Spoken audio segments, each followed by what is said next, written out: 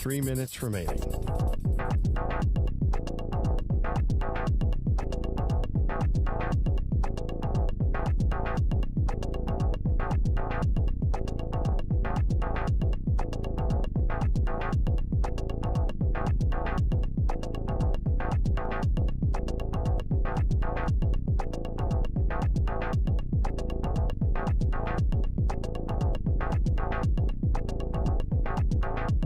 Two minutes, 30 seconds remaining.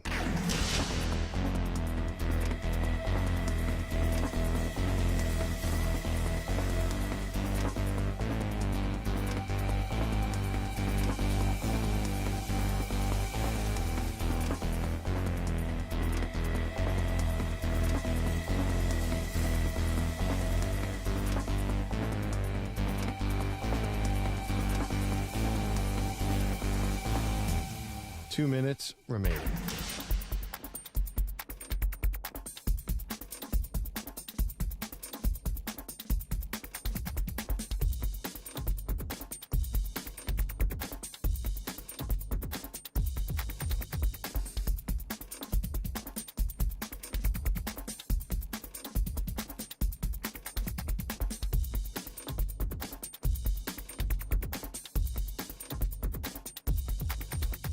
One minute, 30 seconds remaining.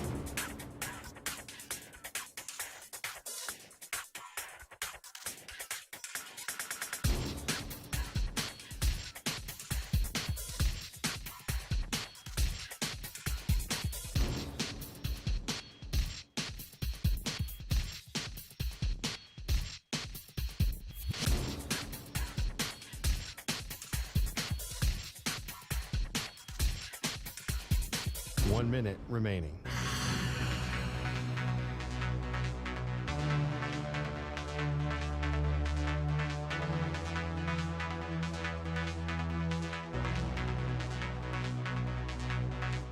Forty-five seconds remaining.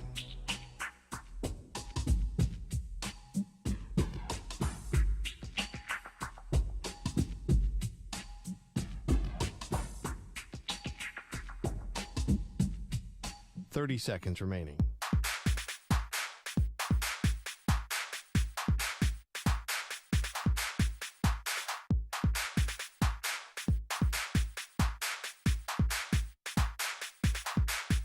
Fifteen seconds.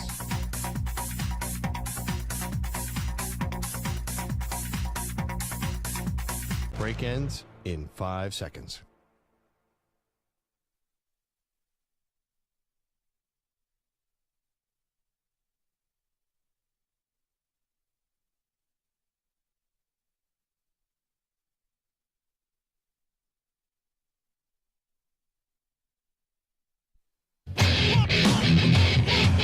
He's live. He's nationwide on CBS Sports Radio. This is the Zach Gelb Show.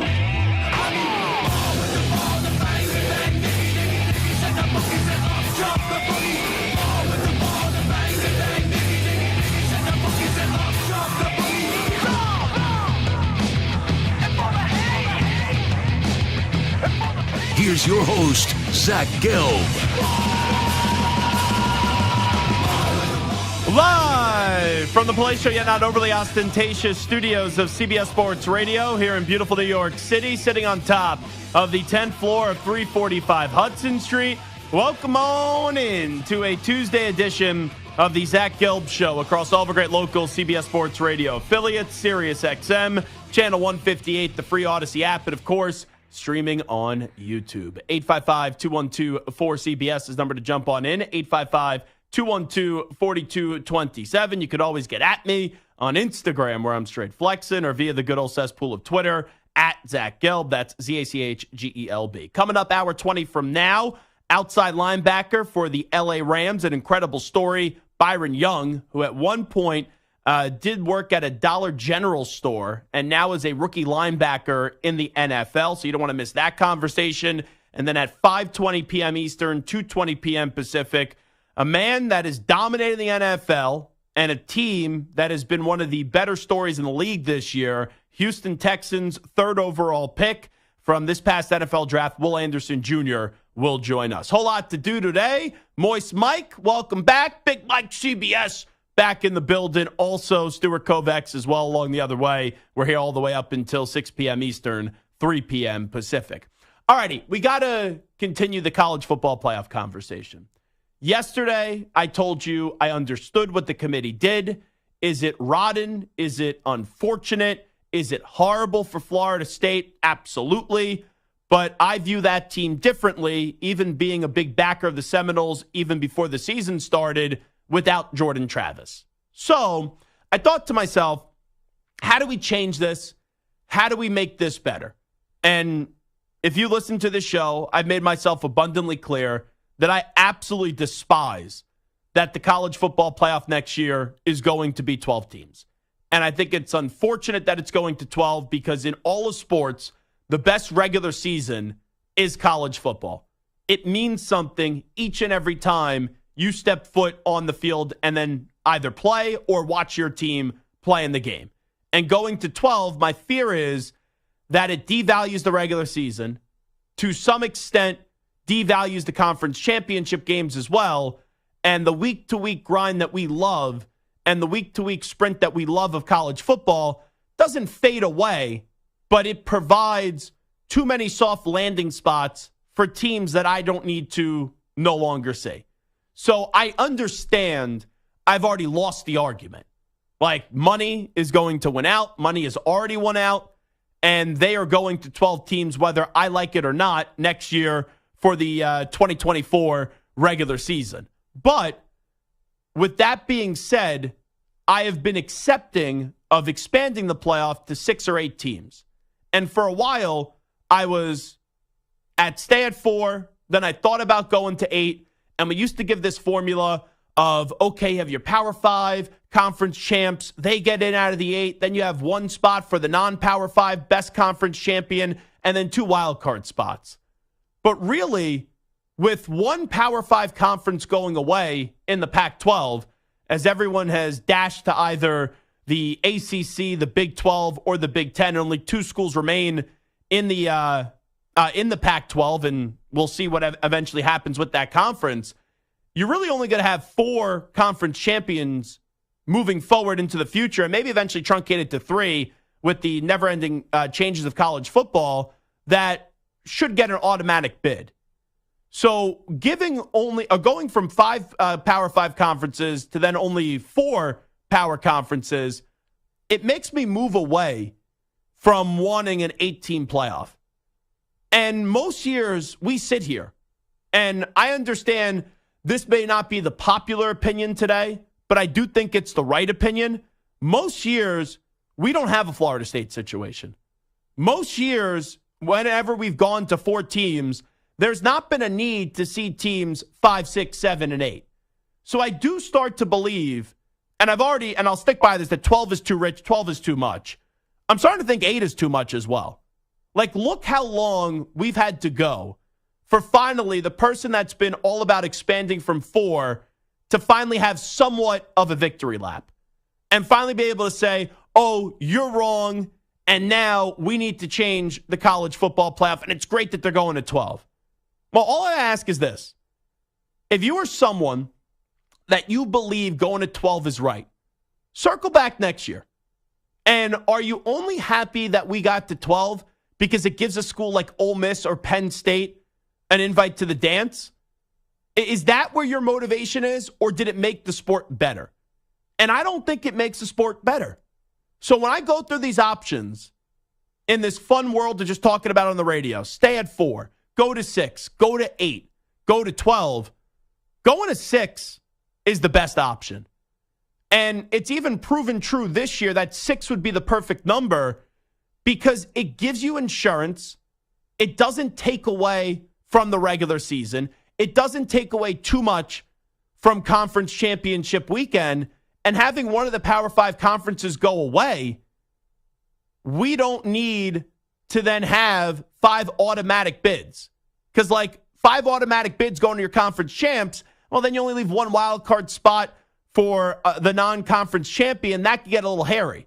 But with this going to 4 main conferences, it's simple what you could do moving forward.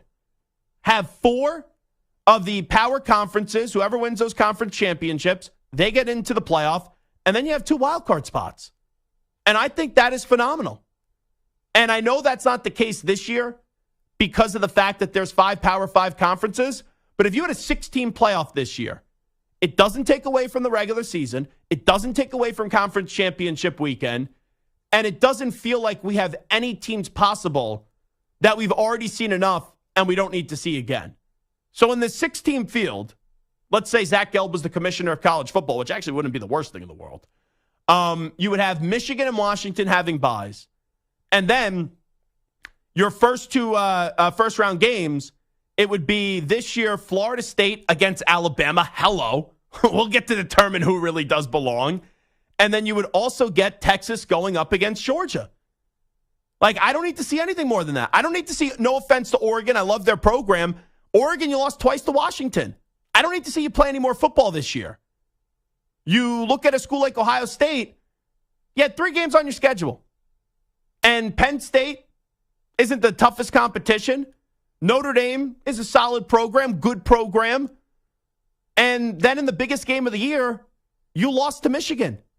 And we saw your biggest problem get exposed in Kyle McCord not being good enough. So I really do believe 6 provides a little bit of insurance. It still makes the regular season matter.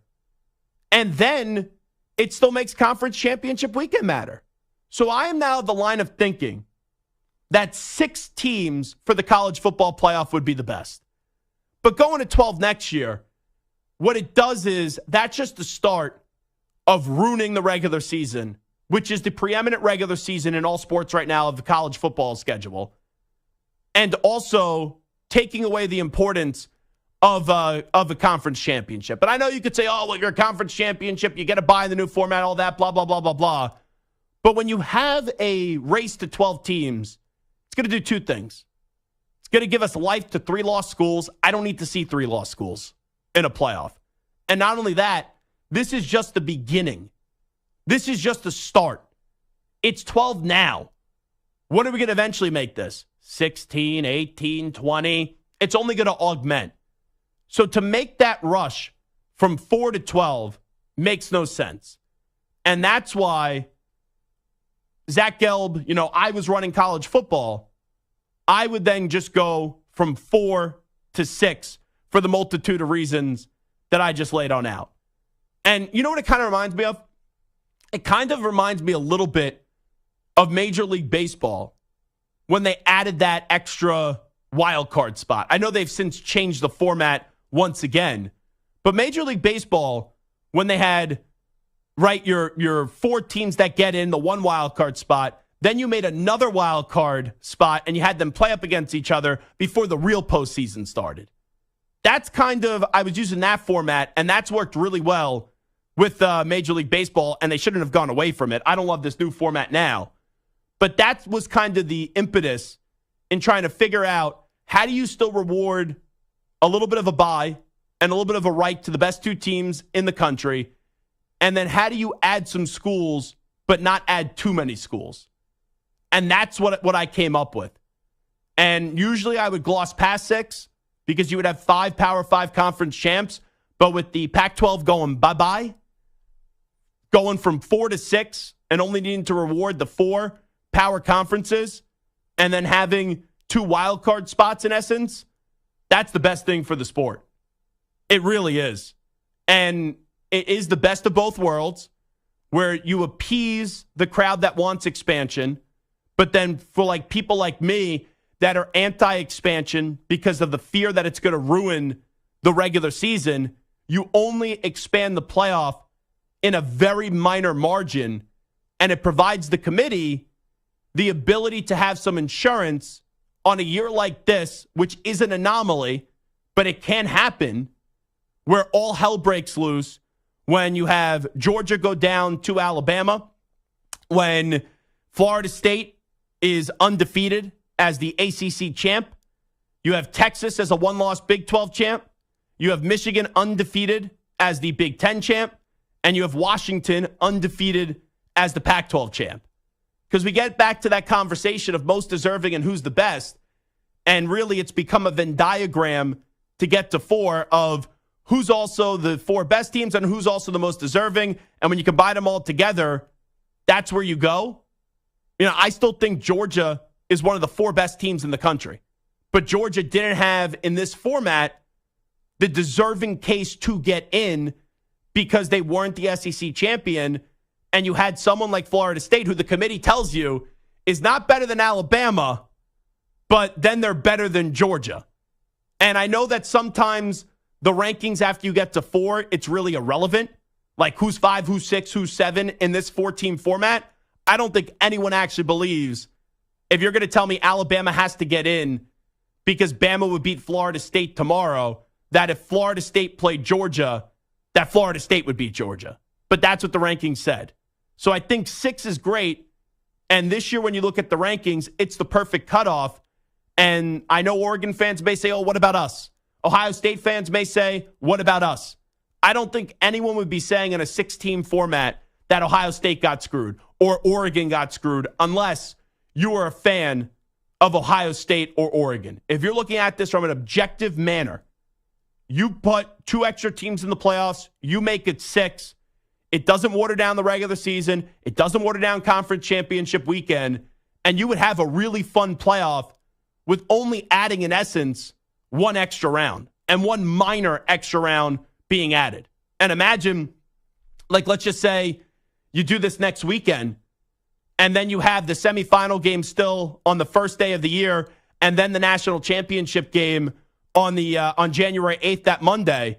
Imagine next weekend we had, after all this debate, Alabama playing Florida State. Imagine if we had Texas playing Georgia, and then the winners of those games, whoever do prevail, go on January 1st to play Michigan, to play Washington, and then from that, you have the January 8th national championship game. I know that this has been a lot. I know that throughout the years, people have changed their arguments on this, and originally I wanted 8, and then I said no, 4, 4, 4, 4, 4, and I haven't moved off that. But there's been a lot of changes in college football. And when you go through all of these changes, even though it's going to 12, I still circle back to 6 being the best. So here's our poll question today. How many teams should the college football playoff be? 4, 6, 8, or 12? Right now, 52.9% of the early returns say 8, 21.7% say 12, 21% say 6, and only 4.5% say remain at 4 teams. We'll take your phone calls on this when we come on back. 855-212-4CBS, 855-212-4227, 4, 6, 8, or 12. What would be the perfect number for the college football playoff moving forward? Also, when we come on back, Aaron Rodgers talking to ESPN, talking to Pat McAfee, and he's not happy about some of the information that's been reported in the last 24 hours about Zach Wilson and the JATS, Jets. It is the Zach Gelb Show on CBS Sports Radio, off and running on a very busy Tuesday edition. Back in 5. You're in a 5-minute break.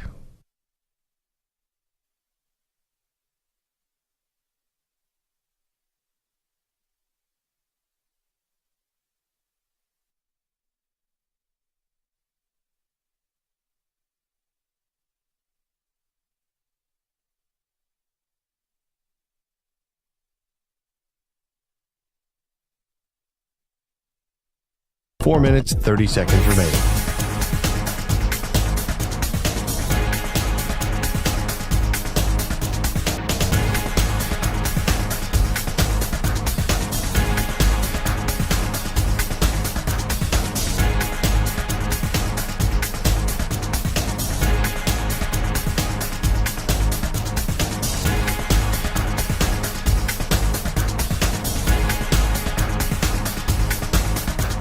Four minutes remaining.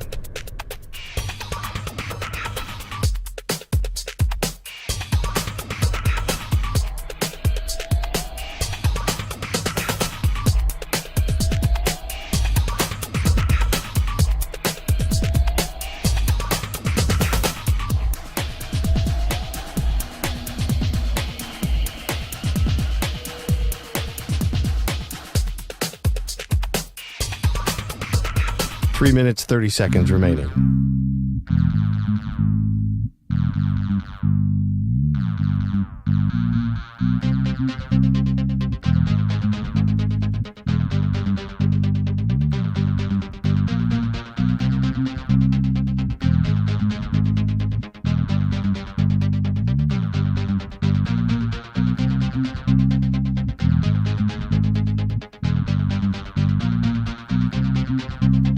3 minutes remaining.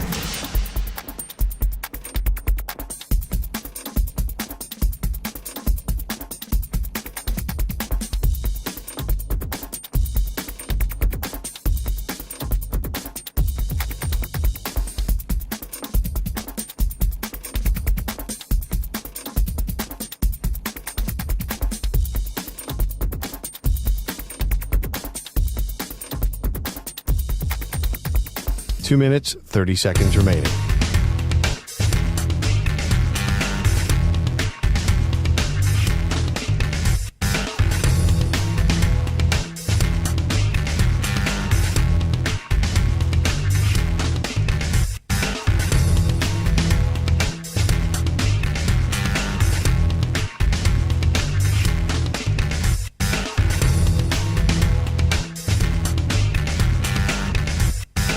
Two minutes remaining.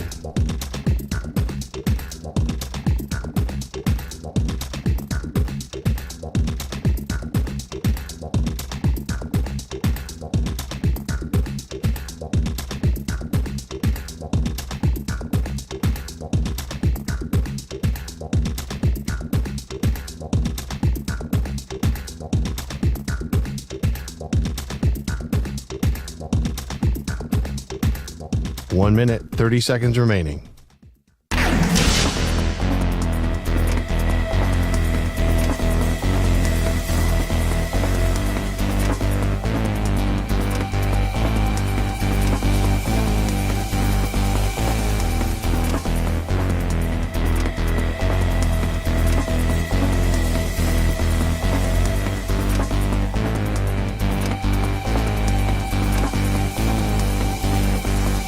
One minute remaining.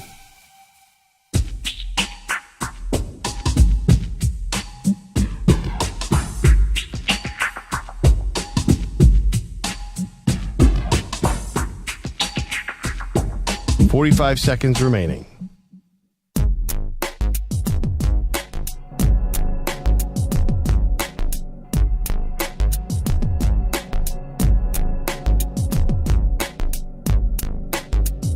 Thirty seconds remaining.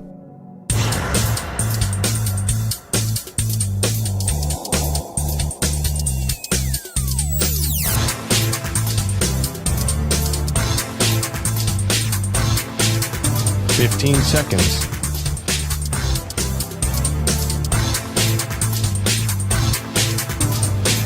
Break ends in 5 seconds.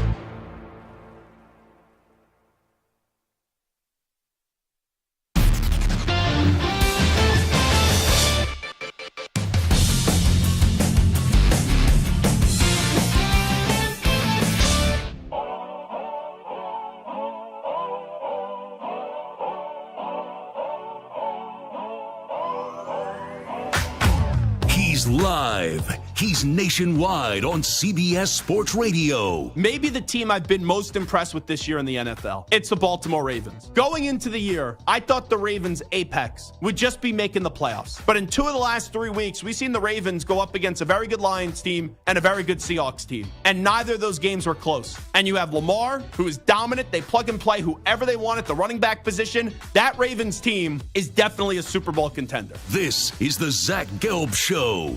Here's your host, Zach Gelb. We'll get to this wild story about the Jets and Zach Wilson, and now Aaron Rodgers is thrown into the story and has responded to it earlier today on the Pat McAfee Show in just a bit. But we opened up the show talking about what the college football playoff should be moving forward. I know it's going to 12 next season. I think 6 is the perfect number. We're asking you, what should be the college football playoff format? That's our poll question today, 4, 6, 8, or 12. Right now, 4.4% say 4, 20.9% say 6, 52.5% say 8, and 22.5% say 12. Let's go out to the phones, 855-212-4CBS, 855-212-4227. Let's go to Jack in Tallahassee, first up on CBS Sports Radio. What's happening, Jack? Hey, what's happening? Nothing much. Go ahead. I was calling about, I hear you talk about your teams, how many think you should be in the playoffs. Are you taking and considering that there's going to be close to 20 teams with each conference that's roughly 60 to 80 teams, and you only want 6 to 8 teams to run for the championship. I don't think that's fair, but tell me what you think. Well, who right now do you need to see more of that did not get into the college football playoff outside of Florida State and Georgia? I would love to see Ohio State. Why? They're not a bad team. Their quarterback just left them. He just hit the transfer portal. He just said, they just basically said the quarterback's not good enough. We're going to advise Kyle McCord to go elsewhere. Yeah, but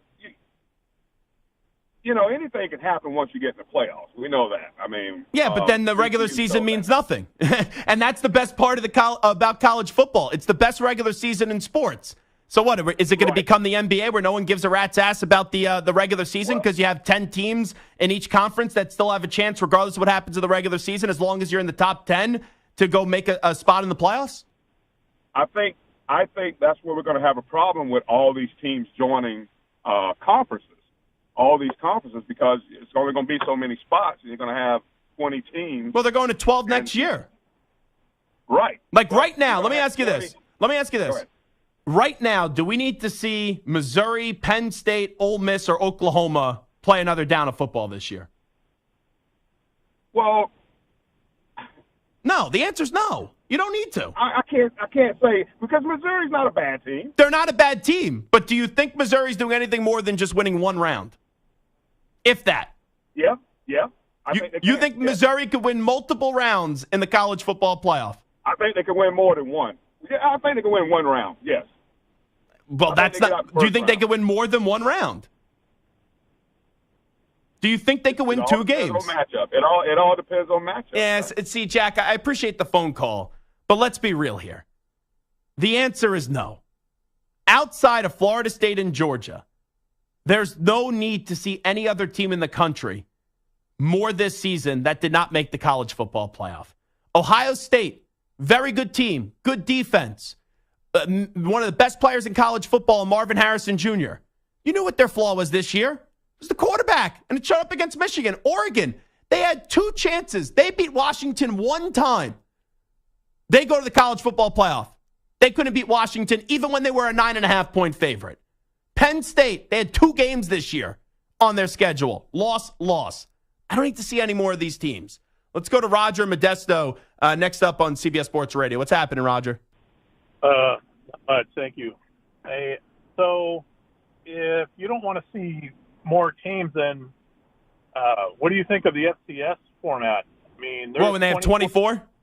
Yeah. And let me ask you this. When does anyone ever talk about the FCS? Well, I'm just telling you that at the end of the season, it's always indisputable. There's not all this controversy that we have every year, and we've been having it for decades. Wait, now. but when has there always been controversy in the 4-team format? This is the one year where someone felt like they got legitimately screwed in a 4-team format. And it's going to keep happening. Before this, why? They go to 12 next year. It's not going to keep on happening. They go to 12 next year. They ruin it next year.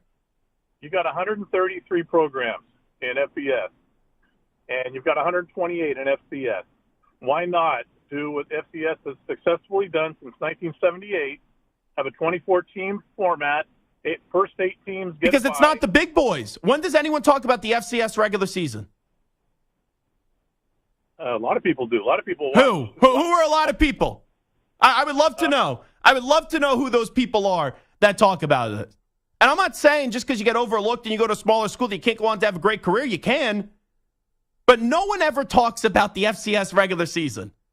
No one does. Yeah, but people don't not talk about the FCS regular season because the playoff is so big. We don't talk about it because no one cares about the FCS, period. So why? So then, fair. So, but his point is, hold on. Let me ask you this. Yes. Then, for what we do care about, why should we use a scale and a standard for something that we don't care about to say that it would be good in this sport? So while we don't care as much or at all really about FCS regular season or really even the playoffs, what's clear is that 2014 playoff has been successful for the FCS. Sure. It's been the players haven't complained about having these extra games. Like, some people have talked about that, all the extra games. There hasn't been that kind of complaint. It's probably good for TV money, and it's exciting for all of those. I mean, forget about it. Absolutely. Look at high school. High school state championships, regional championships. You have 8, Sure. 12 16 teams that battle in for a bracket. So at the end of the day, why does college football FBS have to be different from literally every other sport that we play in America? Because when you are, I'm just going to keep it in the football matter here, what you said, in FCS and in high school, when you're the minor leagues, the big leagues don't have to do things to make you more attractive and make it more entertaining. The NFL does it, and the NFL's the biggest league. The NFL has 14 of 32 teams. Is 7-7. Which and is, quite frankly, yes. I think adding a 7th team in the NFL on both sides, guess what? Little breaking news. When it happened, I thought it was stupid and unnecessary. Just wait till the 7th seed wins. Listen, as a Patriots fan, you should be happy. Being a 6th seed all those times. Well, I guess you guys never actually won it. What are you talking about? We always had the bye. 1 and 2 seed. It was the Broncos who always won as a 6th seed. The Packers won as a 6th seed that 1 year with Aaron Rodgers. It happens, but that doesn't mean it's right. That's not why they should do it. In the NFL, they have 32 teams as opposed to 133 in the FBS. And to what that first caller was saying, he's right. Eventually, we're going to have 3, maybe 4 big power conferences with 20 teams in it. And you're going to say that one team from each of those conferences gets an automatic bid just because they won the conference? And there would be 3 other spots in that case. But you keep on saying 24 and this, and when it goes to, when you truncate these conferences and everything, do we need to see more of Oklahoma State this year? I'll give you 20, 21, 22, 23, 24. Do we need to see more of Oklahoma State this year? Do we need to see more than Tennessee? Do we need to see more than Clemson with Dabo Swinney? Liberty, SMU? The answer is no. David in Dallas next up on CBS Sports Radio. David, go ahead. Hey, Zach, they should just keep it at 4. I think it makes it special. Also, people are complaining about opportunities like you were talking about, like with Penn State. Every week's a playoff in the regular season. That's what makes college football special. That's why nobody cares about college basketball. That's why the NBA is coming up with some Fugazi tournament to try to drum up interest. That's why baseball has no interest until October 1st. You know, it's a great point that you bring up, David. And I don't like to compare collegiate to professional. But let's look at college basketball. I'm a fan of college basketball. But notice, on most national shows, we don't talk college basketball maybe until the earliest on February. Or if you get a big coach on and the coach wants to be made available before February. So you want to go to this ridiculous number and be the FCS, it takes away from us talking and us paying attention and us really caring about the regular season from September, October, and November, because you could have this big game and you could have the pomps and circumstances of the game like Ohio State and Michigan, and you go to 24 or you even go to 12, it does take a little juice away from that game because you know that team, it's not do or die, and you still have life to get into the college football playoff, and there's too much insurance. Let's go to Bill in Myrtle Beach next up on CBS Sports Radio. Bill, what's shaking? Hey, thanks for taking my call. First-time caller. Anyway, I don't agree with the 4, 6, 8, or 12. It's too many after a while. I do think the number should be 5. And the reason the number should be 5 is because you're going to have a team that gets in that is questionable and a team that didn't get in, which is questionable. Why don't they play a wild card game to become the 4th team? And then 4 plays 1 and 2 plays 3, and you get a championship. Yeah, but Bill, let me just ask you this. You would agree in the last 24 hours, the team with the biggest gripe has been Florida State.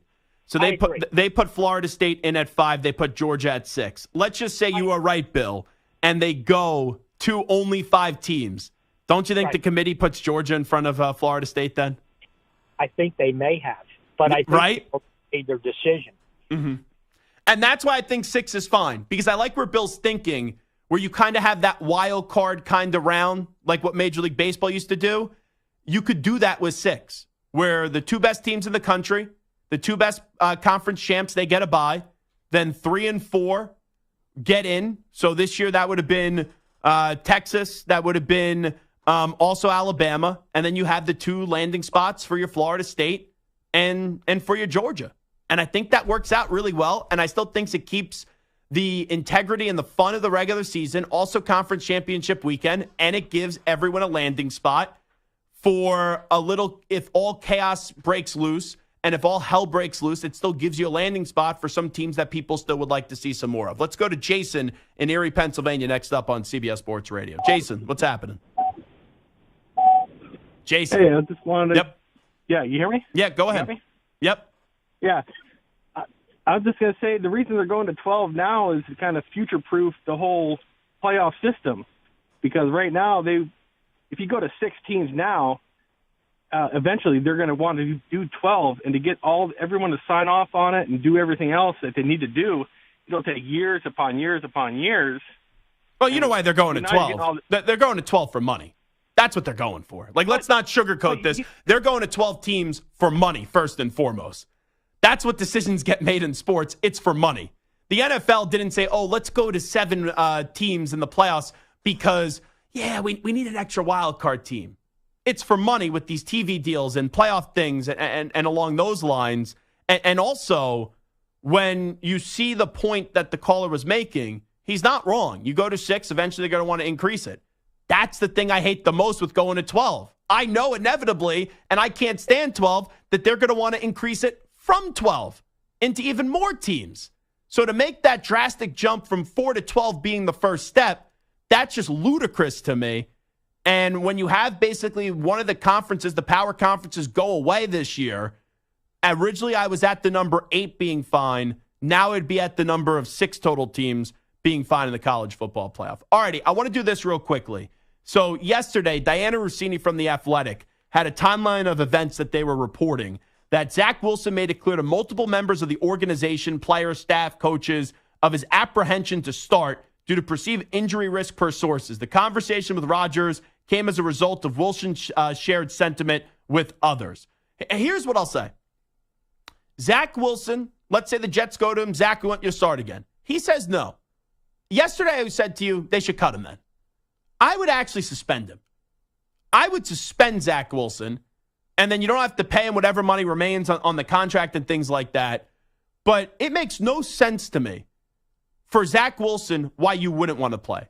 I understand you could be annoyed at the organization, but the reason why you're in this spot is because you didn't play well enough.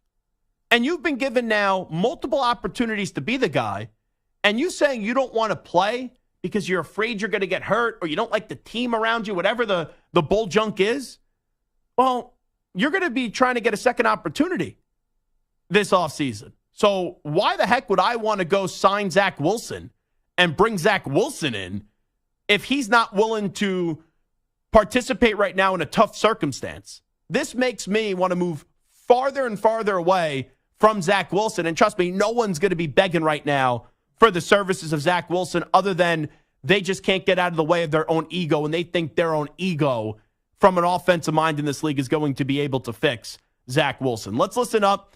This is Robert Saleh on the report that Zach Wilson doesn't want to play football right now. Here's the coach of the Jets. Let's be clear. If he was reluctant to play, guys, he wouldn't be here. I actually, coincidentally, just got done speaking with him. He came in about a half hour ago, and we had a really good conversation. The young man wants the ball. He wants to start. He believes he's the best quarterback in the room and best quarterback for this team and the guy who gives us the best chance to win. And I'll tell you guys the same thing I told him. I appreciate it. I appreciate the fact that he wants to play. I'm just not there yet. So this gets leaked out 2 ways. One, Robert Saleh's lying. There's coaches on the staff that are annoyed with the way that Zach Wilson's handling this, and they want to show him. Or Zach Wilson's team is leaking this out in a bizarre way because they want to expedite his departure from the New York Jets and just have the Jets release him outright. Let's listen up to Aaron Rodgers doing his weekly interview on the Pat McAfee show via ESPN, and he responded to the reports that Zach Wilson doesn't want to play. Whoever that person is that thinks it's okay, number one, to talk to anybody like that, I don't understand what you get out of that, number one. But number two, what is your impetus? What is your motivation to try and bury someone like that? And that's a problem with the organization. You know, we need to get to the bottom of whatever this is coming from and put a stop to it privately. There's no place in a winning culture. And this is not the only time. There's been a bunch of other leaks. I think it's chicken shit at its core, and I think it has no place in a winning organization to be a source on it, especially not if you're going to assassinate somebody's character. So, Samter, you know how I translate that? Zach Wilson doesn't want to play. Because notice Rodgers goes after the report. Rodgers goes after who's leaking the information. And now whatever happens in the next 24, 40 hours is nonsense because the Jets are just trying to put the toothpaste back in the tube. But whoever is leaking this information is the real frustration from Aaron Rodgers because it shows Rodgers knows the truth, and Rodgers knows that someone in the organization, whether it's Zach or a coach or someone, they leaked this, and the truth is now out there for everybody else to digest and talk about for the rest of the week. That was exactly what I heard when I heard that cut also. He wasn't denying the report. Yeah. He wasn't saying that's BS, that whoever would say that.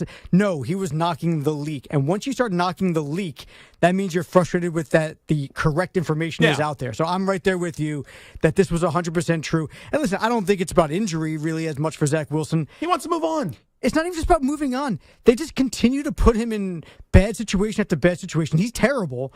But like with that offensive line and all the other issues, like there's no chance for him to succeed. He just needs a fresh start and try something else. No chance? There's a lot of bad quarterbacks this year that have been given an opportunity and at least have looked competent at times. On the Jets? No, not at the Jets. Around the rest of the league. How many quarterbacks have we looked at and we said, wow, they actually look competent? And you have Breece Hall, you have Garrett Wilson, and I'm not saying that the Jets have put Zach Wilson in the best position. They haven't.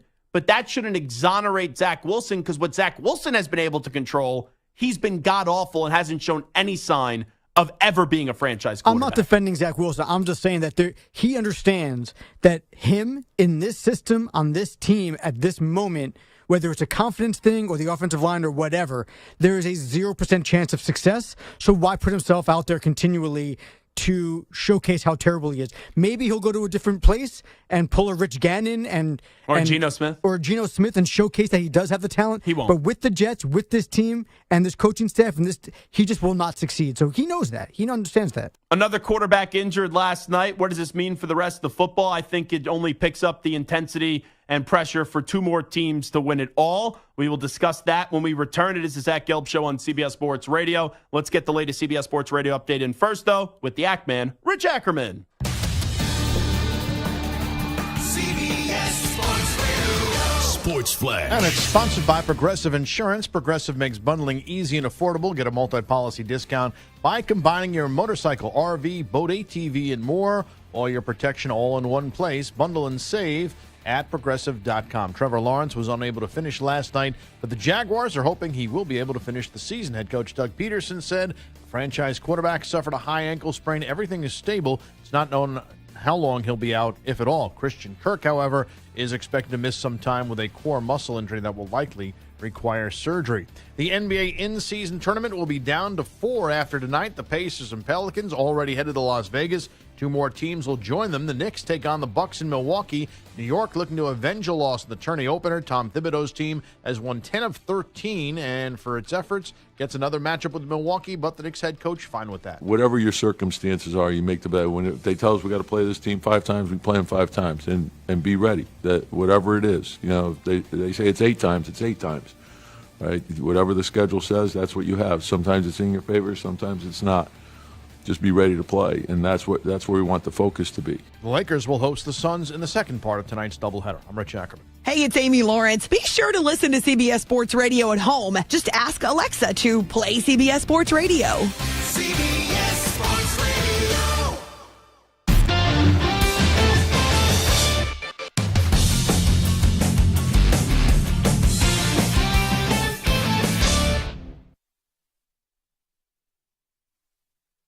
You're in a 5-minute break.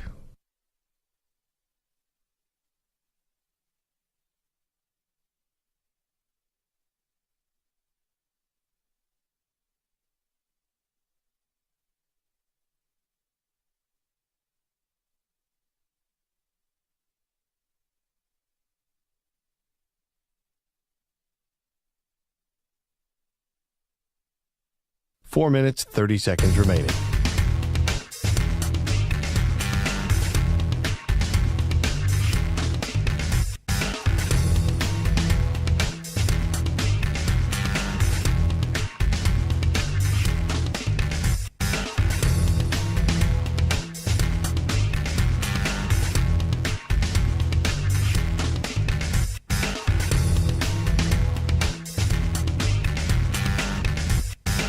Four minutes remaining.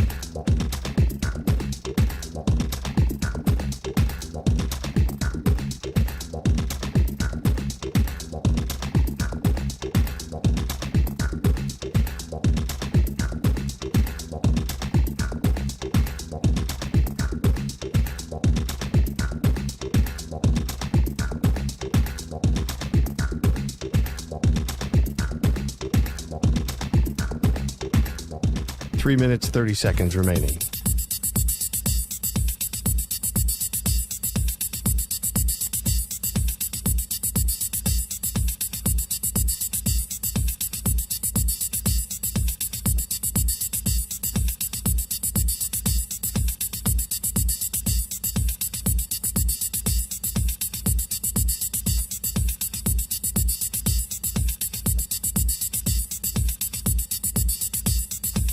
Three minutes remaining.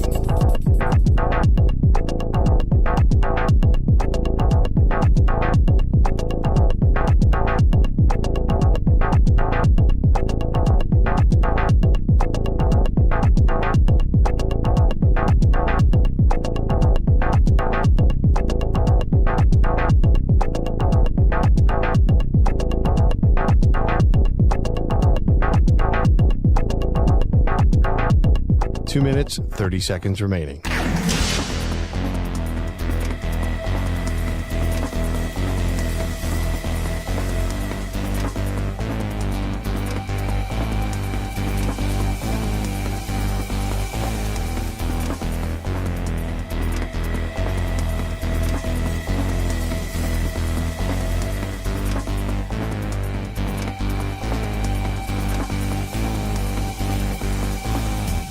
Two minutes remaining.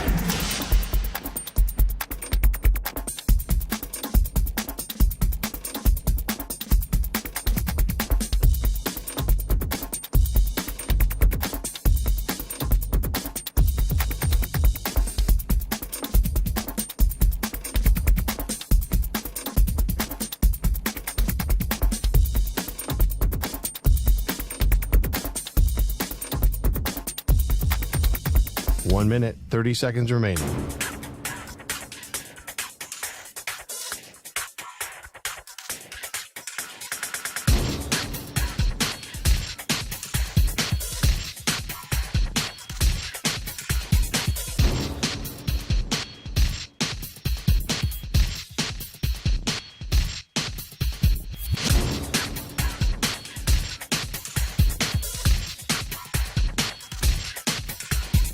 One minute remaining.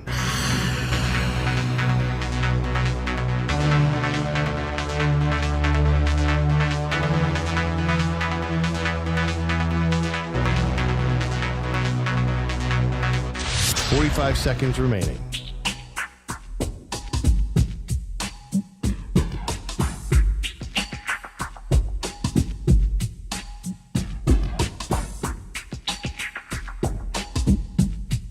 Thirty seconds remaining.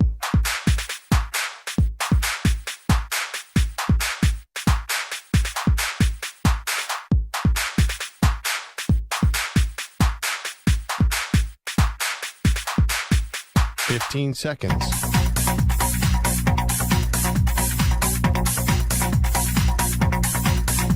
Break ends in 5 seconds.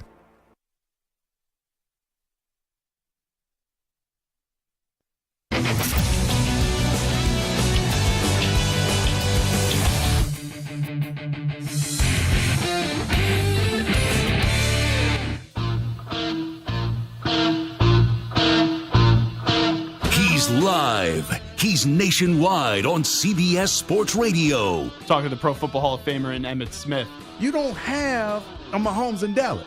You got a Dak Prescott that's efficient at quarterback enough to throw the ball 35 times a game, maybe 40, maybe. You should have a running game that should balance that and create more opportunity for Gallups and everybody else to get down the field with play action if you run the ball effectively. If we believe in Tony Pollard that much to where we got rid of Zeke Elliott, well, damn it, use him. Does it annoy you that Zeke's not playing for the Cowboys? It does. Why? Why? Because I thought the 1-2 punch was awesome.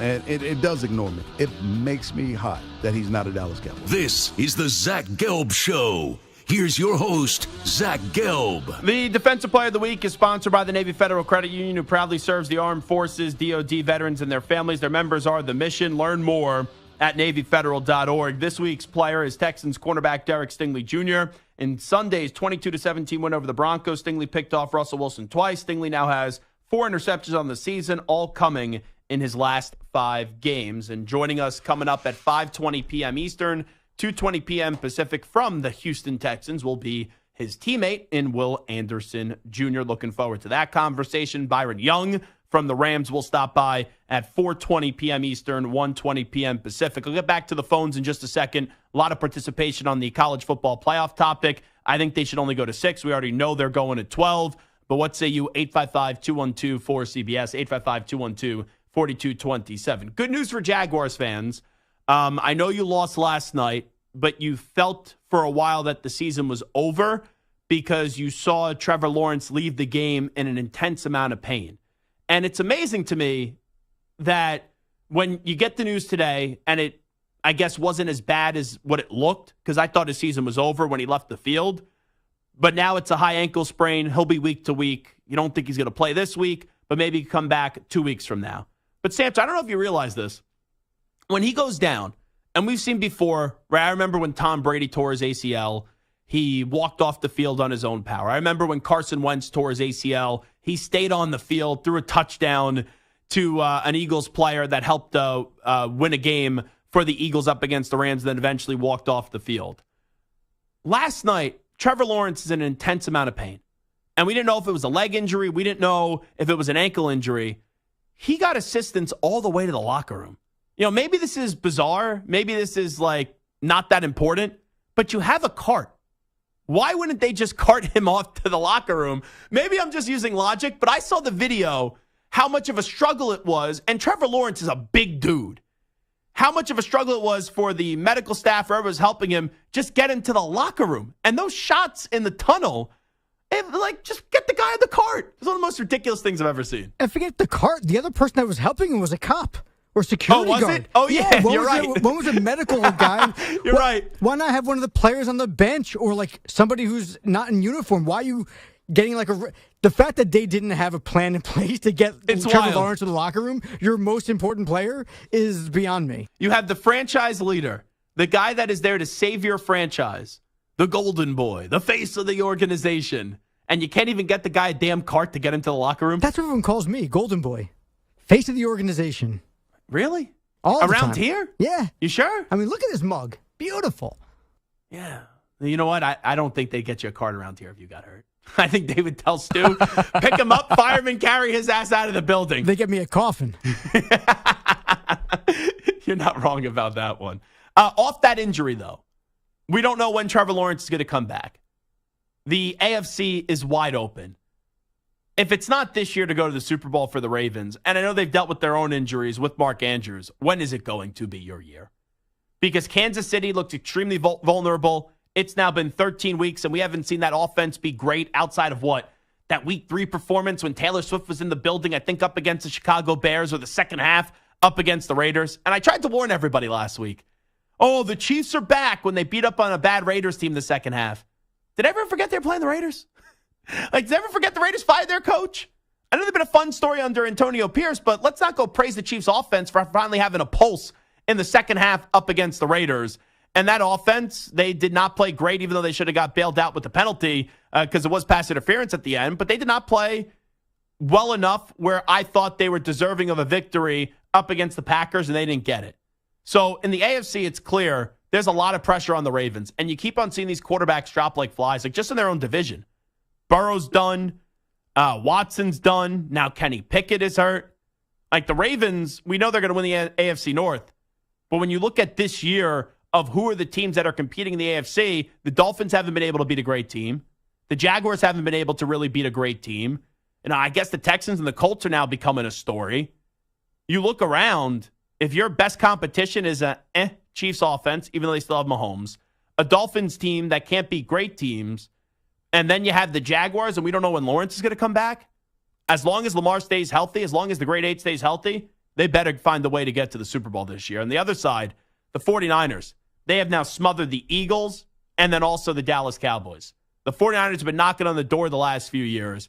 Now you got to break through. We've seen them get to a Super Bowl before, but you got to finish the job because they are by far and away the best team in the NFL right now through the first 13 weeks of the season. Back to the college football playoff conversation, 855-212-4CBS, 855-212-4227. Let's go to Zach in California next up on CBS Sports Radio. Zach, very important question right out of the gate. How do you spell your first name? Just wondering. Oh, just like you. Beautiful. Z-A-C-H. My man, what do you got for me? Hey, I completely agree about your thoughts on the six-team playoffs because for me, I think this year is a perfect example of that. Because if we had 6 teams this year, who would have got in, right? Florida and Georgia. Mm-hmm. So I think that would have been perfect for everybody, Yeah, so I agree with you, and I don't think we need to see any more teams after that. Like, I like Oregon. I don't need to see any more of them. I don't need to see, any more of Ohio State as well. And I would have been on board going to 8. I would have. But when you get rid of a Power 5 conference, I feel like you need to truncate the expansion as well. Let's go to Mike in Pennsylvania quickly. Mike, what do you got? Hey, Zach. Thanks for taking my call. Appreciate you making it. You're saying that a 12-team playoff is going to water down the regular season. I think it's going to have the exact opposite effect. How so?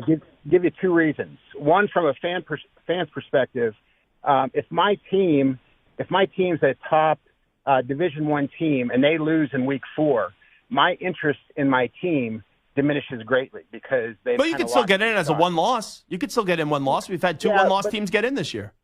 But who's your team? Just wondering. Well, my team's Notre Dame, so it's not. Mm-hmm. They're a whole other category. But yeah. I'm just saying, my interest in my team getting to their goal of winning a national championship if they lose in week 4 is greatly diminished. My second reason is because there's so much pressure to go undefeated. Right now, you have schools who their non-conference schedule is so weak because they're afraid of that non-conference loss. If we go to a 12-team expansion and we get through a couple of years of the scheduling cycle, I think you're going to see a lot more non-conference matchups that are a lot better than we see right now. Yes and no, Mike, and I'm up against it. It's a good point that you bring up. Like, we did have Texas and Alabama play each other in week 2, and both those teams did get in to the college football playoff. But then how many schools start to say, oh, let's just keep on scheduling cupcakes too? And I know with the conferences expanding, there's going to be fewer spots and there's more conference games and things like that and tougher teams that you could play. But ultimately, when does it start to become, oh, let me still schedule some soft schools so if I lose 2 games, I can still find a way to be one of the 12 teams standing?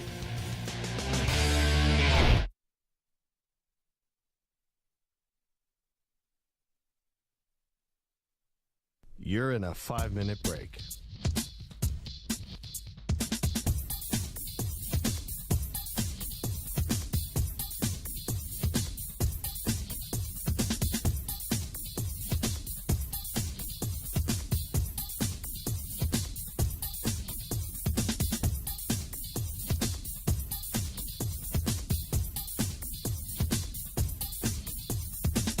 Four minutes, 30 seconds remaining.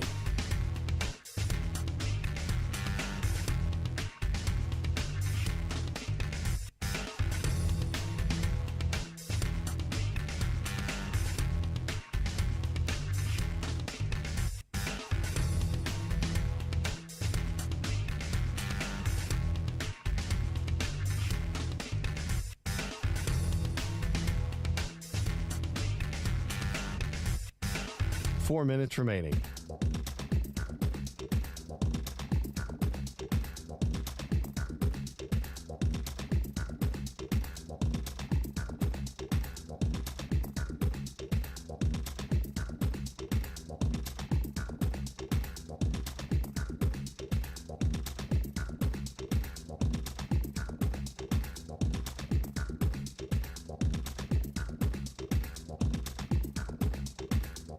Three minutes, 30 seconds remaining.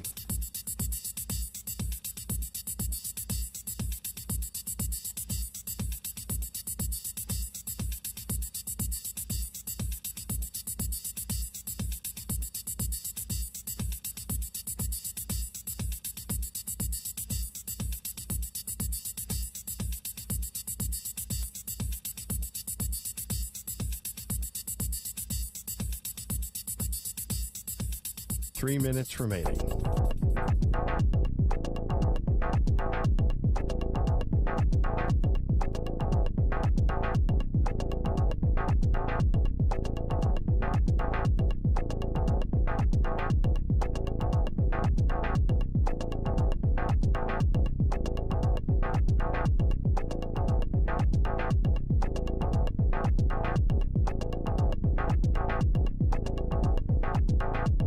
2 minutes, 30 seconds remaining.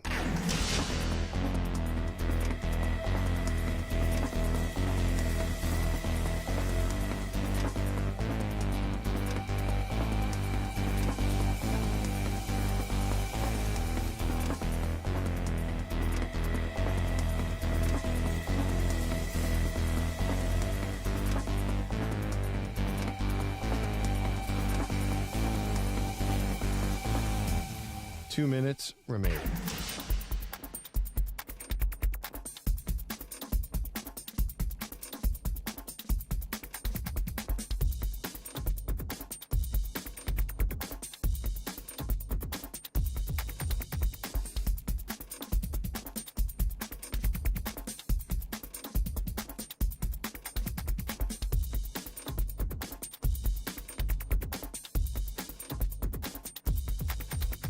One minute, 30 seconds remaining.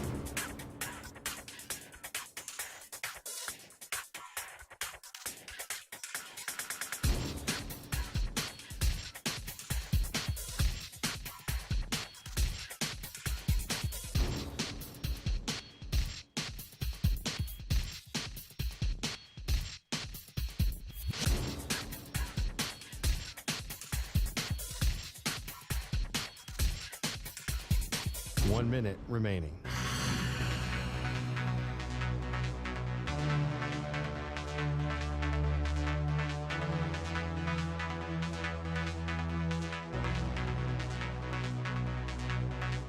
Forty-five seconds remaining.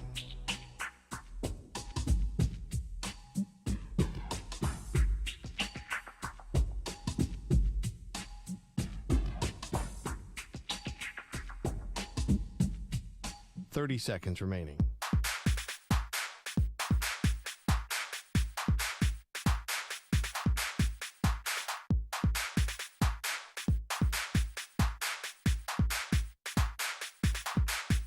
Fifteen seconds.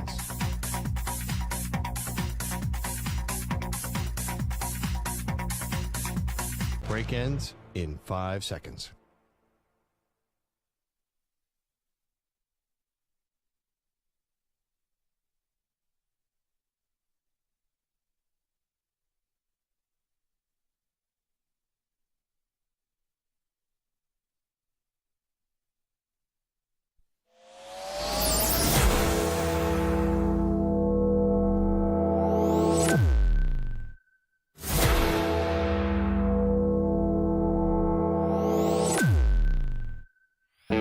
He's live. He's nationwide on CBS Sports Radio.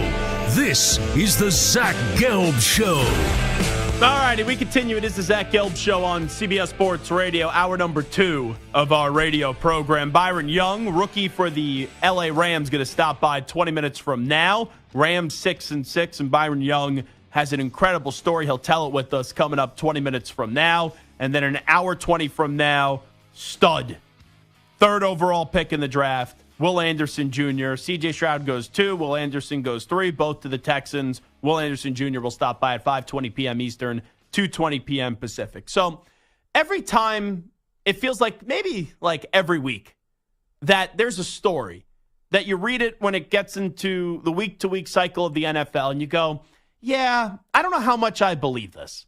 The story this week that I turned my attention to is from Tony Pauline, who is reporting that sources tell Tony that if Mike McCarthy does not make a deep run into the playoffs and Dallas lets him go, Dan Quinn will be hired as the head coach of the Dallas Cowboys. This is a consensus belief throughout the league. So let me get this right. Mike McCarthy, who for the last 2 years, everyone has been trying to get him fired, has gone to Dallas and has had back-to-back 12-win seasons. And 2 years ago, they lost in the first round. Last year, they lost in the second round, both to the 49ers. And I am someone that has been extremely critical of the Dallas Cowboys. I am someone that has said Dak Prescott as your quarterback is only going to take you so far. And this Cowboys team is just a good team. It's not a great team. And I still believe at some point this year in the playoffs, Dak's going to be driving to go win the game, and he's not going to get the job done when you increase in competition outside of just playing the eventual NFC South champion like you did a year ago. But you're going to tell me that if McCarthy doesn't have a long playoff run this year, the Cowboys are going to fire him. Let's start there. Even though everyone thinks like Jerry Jones is madman and does all these things impulsively and is so reactionary and makes all these changes, Jerry Jones is actually very patient.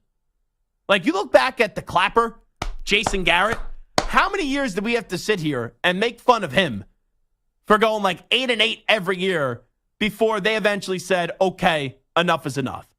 But besides that, you just throw the argument out there, could you see there being a way that Mike McCarthy gets fired at the end of the season? I do think it's plausible. Like, you lose in the first round of the playoffs, let's say to Atlanta in Atlanta, who will be like an 8-9 NFC South champion. You lose that game, I do think it's plausible that Mike McCarthy can get fired as the head coach of the Dallas Cowboys. But here's the part that I just don't believe. Here's the part where inside my brain, I hear like, warning, warning, warning. That Dan Quinn would be the guy that replaces him. Where's the logic on that? Because let's compare Mike McCarthy and Dan Quinn. Mike McCarthy, he has won a Super Bowl in this league. Now, a lot of people said, oh, it's only Aaron Rodgers. Only reason why Mike McCarthy won a Super Bowl was Aaron Rodgers. Okay, I'll play that game. He goes to Dallas, back-to-back 12-win seasons, and then this year, after getting rid of Kellen Moore and him basically taking the reins of the offense, we have people on shows making a case and making a push for Dak Prescott to win the MVP. So you're going to get rid of a guy that has coached Dak Prescott to an MVP level, a guy that's going to win double-digit games once a year, and a guy that has won a Super Bowl, and you're going to replace him with a defensive-minded coach who was a really good coach of the Atlanta Falcons, but doesn't have a Super Bowl, and you're going to get rid of Mike McCarthy for not advancing far enough in the playoffs and not getting the job done in the playoffs for a guy that has maybe the biggest choke job in the history of sports in Dan Quinn, who was the head coach of a team that blew a 28-3 lead. Like, where is the logic behind this? And let's say I was a Cowboys fan. Am I supposed to get excited that the team moved on from McCarthy to bring in Dan Quinn as the coach? And this isn't a knock on Dan Quinn. Dan Quinn is deserving of another head coaching job. Dan Quinn has done a good job with the Dallas Cowboys as their defensive coordinator. There's been a reason why he has not left this current situation, so maybe there is some validity that a lot of people think he's the next guy up for the Cowboys job, and whenever they say goodbye to McCarthy, they'll turn their attention to Dan Quinn. But does that get the Cowboys anywhere closer? Does that get the Cowboys anywhere closer to reaching a championship and winning a championship? Because I now have seen in two jobs, Mike McCarthy in one job win a Super Bowl with the Packers, and you want to tell me, oh, that was all Aaron Rodgers, fine. Now in his next job, the guy is going to have, in his first 3 years in Dallas, double-digit win seasons, and Dak Prescott right now, even though I don't think he should win the award, is getting talked about as the favorite to win the MVP. So you're going to replace that guy for Dan Quinn, who was a good coach with the Falcons, got the Falcons to the Super Bowl, but didn't get the job done. Like, that doesn't add up to me as, oh, the Cowboys have significantly improved their coaching position. It kind of feels almost as like a lateral move, if not even like a little bit below, like a little bit of a demotion going from McCarthy to Quinn. Sam, does this pass the sniff test for you when you hear this report from Tony Pauline that sources tell me that if McCarthy does not make a deep run in the playoffs and Dallas lets him go, Dan Quinn will be hired as the head coach of the Cowboys? This is a consensus belief throughout the league. I mean, if it's consensus based off of talking with Jerry and getting an idea, but like if it's just what people think, then it doesn't mean anything to me. But does it pass the sniff test? I answer it like this. You're right. Jerry Jones is very loyal. Is Jerry Jones still number one in command? Is Stephen Jones taking over? Oh, it's still, well, so let me say it this way. Jerry Jones is still the face of the Cowboys. Correct. So but on the day-to-day operations, correct. Stephen Jones has a lot of power. Correct. Will McClay also has a lot of power in terms of the roster construction, but still, everything has to get approved by Jerry. For sure. But my question is, at this point, are those voices now drowning Jerry out slightly to a point where they get say over him, in a sense? All right, so let's play that And if game. that's the case, then maybe this could be true. So let's play this game that Stephen Jones goes to his old man, and he says, I want to get rid of Mike McCarthy, and I want to hire Dan Quinn. Now, let me put you in the shoes of Stephen Jones, and I'm Jerry Jones, as I have my McDonald's sandwich with about like 20 pounds of salt on it from that Hard Knocks episode, which was repulsive still to this day. You tell me why we need Dan Quinn over Mike McCarthy and how that makes us in a better position to go get to an NFC title game and a Super Bowl for the first time since the 1995 regular season. Well, I'll play this game with you, but I think my point is not so much that Stephen Jones has to convince Jerry as much as Stephen Jones' decision-making overpowers Jerry at this point, that maybe Jerry's fading off a little bit and allowing some of those other voices to make the big decisions. However, if we're going to play that game, hey, Pops, how's it going? Hey, Pop. First, I don't think he says, hey, Pops. hey, Daddy-O. I don't think that's on the bingo card either, but continue. I'll play along. You're playing along, I'll play along. Go ahead. Hey, Pops, hey, what's going on? Listen. When did you guys become Italian? Jerry and Stephen Jones aren't Italian? Oh, man. All right, let me go back to the drawing board. Can we get some good brisket here first? Some burnt ends, too. Get a little baked beans, some cheesy corn, a little fire kiss wings around this conversation. A little bit of turkey? Oh, yeah. No turkey. We don't want to have a dry conversation. All right, so listen, Pops. I know you love Mike McCarthy, right? And I know that he has done a great job in the regular season, and he's really helping Dak become the quarterback that we all hope that he could be. But listen, Dad, I'm telling you right now, there's something missing with this guy, Mike McCarthy. Okay.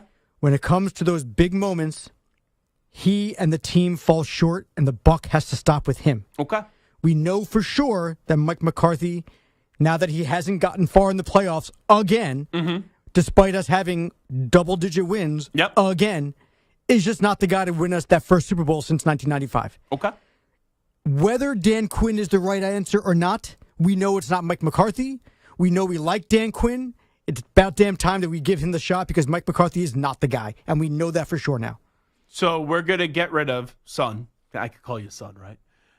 We're going to get rid of Mike McCarthy, who has won a Super Bowl. Mike McCarthy, who with Dak Prescott this year after taking over full control of the offense, has looked like an MVP. For a guy that was a good coach, but has coached a team to a Super Bowl, and then when spotted a 28-3 lead in that Super Bowl, blew that game, we're going to have that choker be the guy to get the chokers over the hump. That's what we're doing. It's a better option than sticking with the guy that we know is going to choke, as opposed to a guy who hasn't been a head coach for long enough and he's done enough with our system. Remember when we brought him in, how bad our defense was? And we brought Dan Quinn in, and he turned us around. Yeah, we also drafted Micah Parsons, too. Well, that helps, too. And we signed Stephon Gilmore. And up until the injury, we drafted Trayvon Diggs, too. Yeah, those things all help. But the system is a big part of it as well, because a lot of those players were a lot of the same players LOB that style. were there before Dan Quinn showed up. We know Dan Quinn is a leader of men. We know Dan Quinn can lead teams to a Super Bowl without a superstar quarterback like Aaron Rodgers.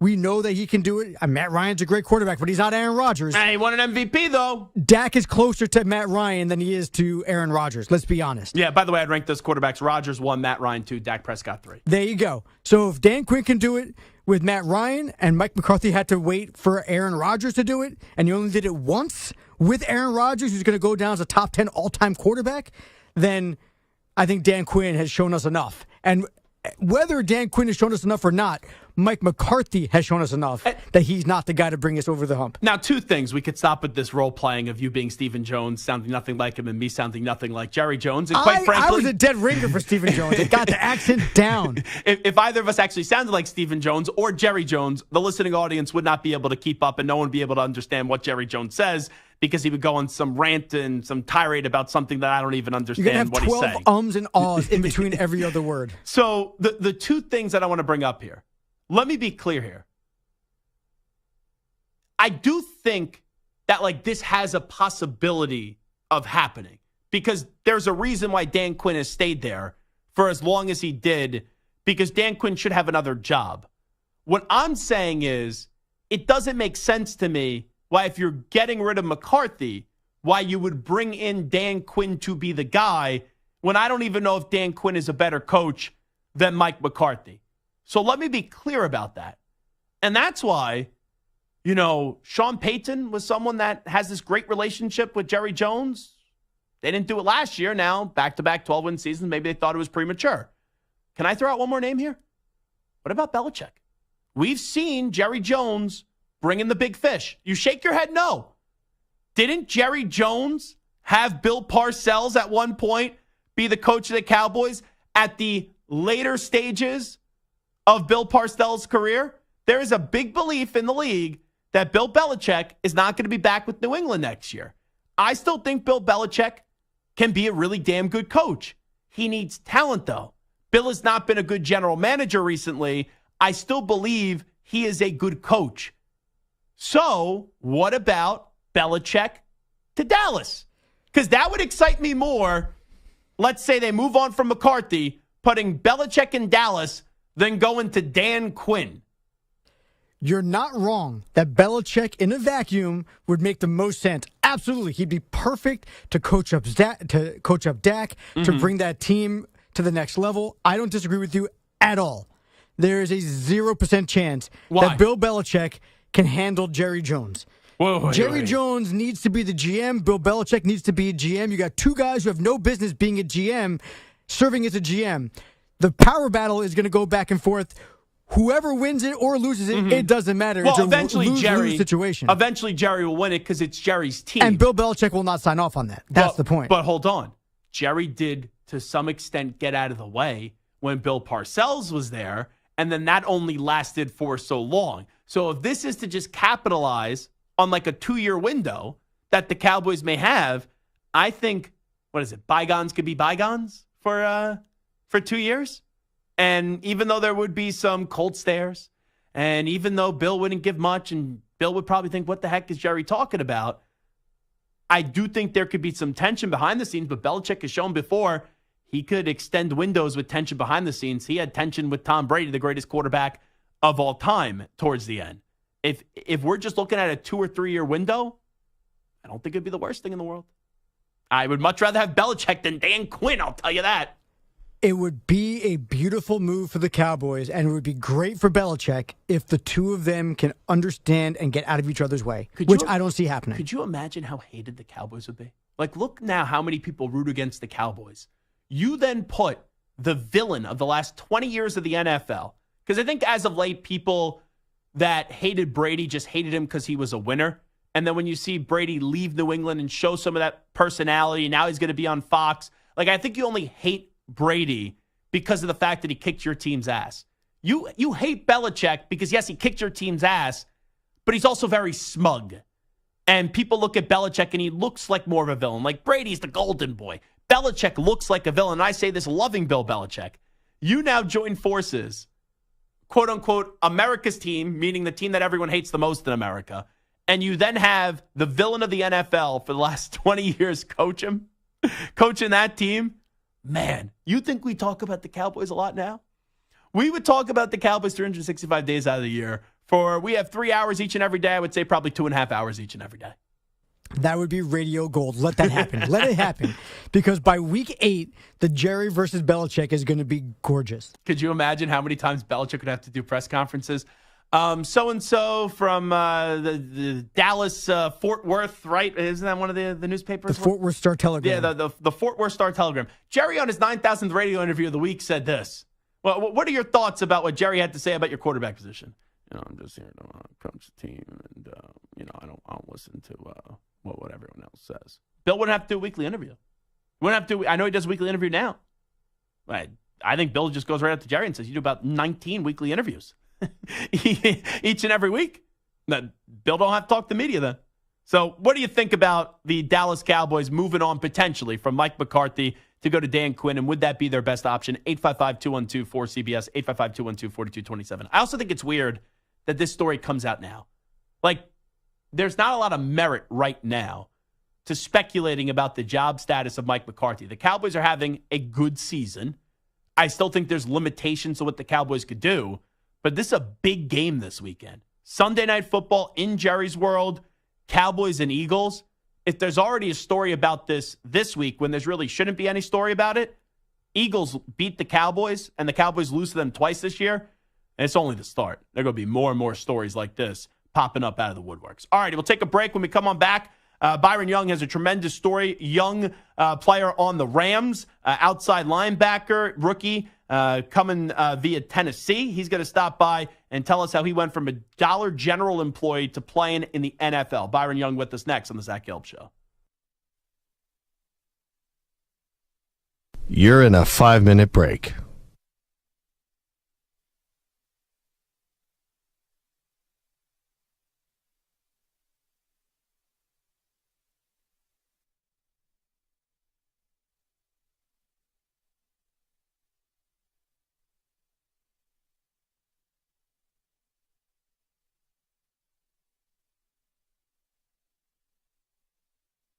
Four minutes, 30 seconds remaining.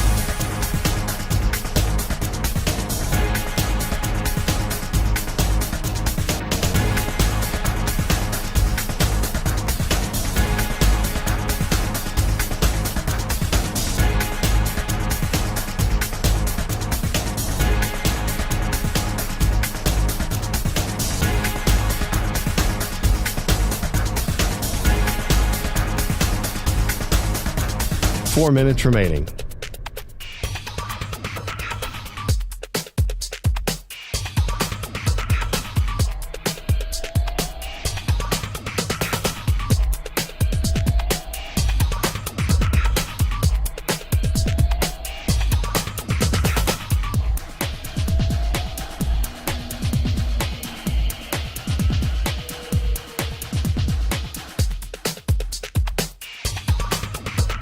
Three minutes, 30 seconds remaining.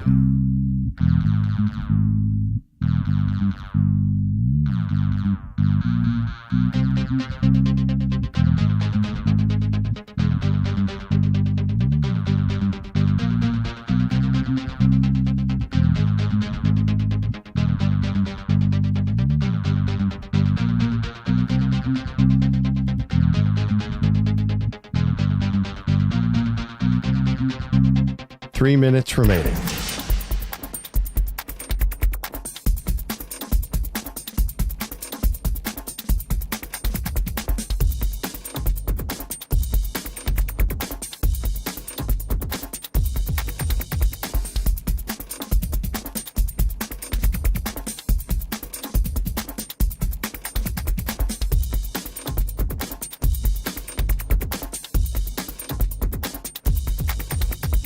Two minutes, 30 seconds remaining.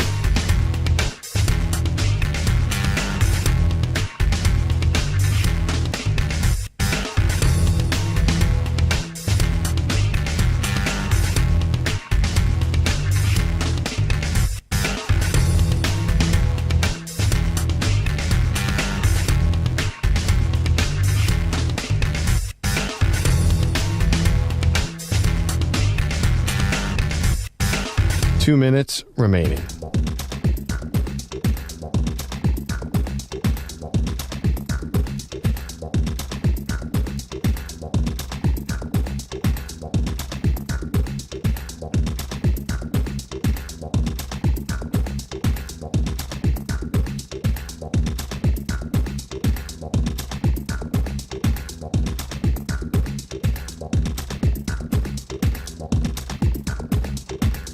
One minute, 30 seconds remaining.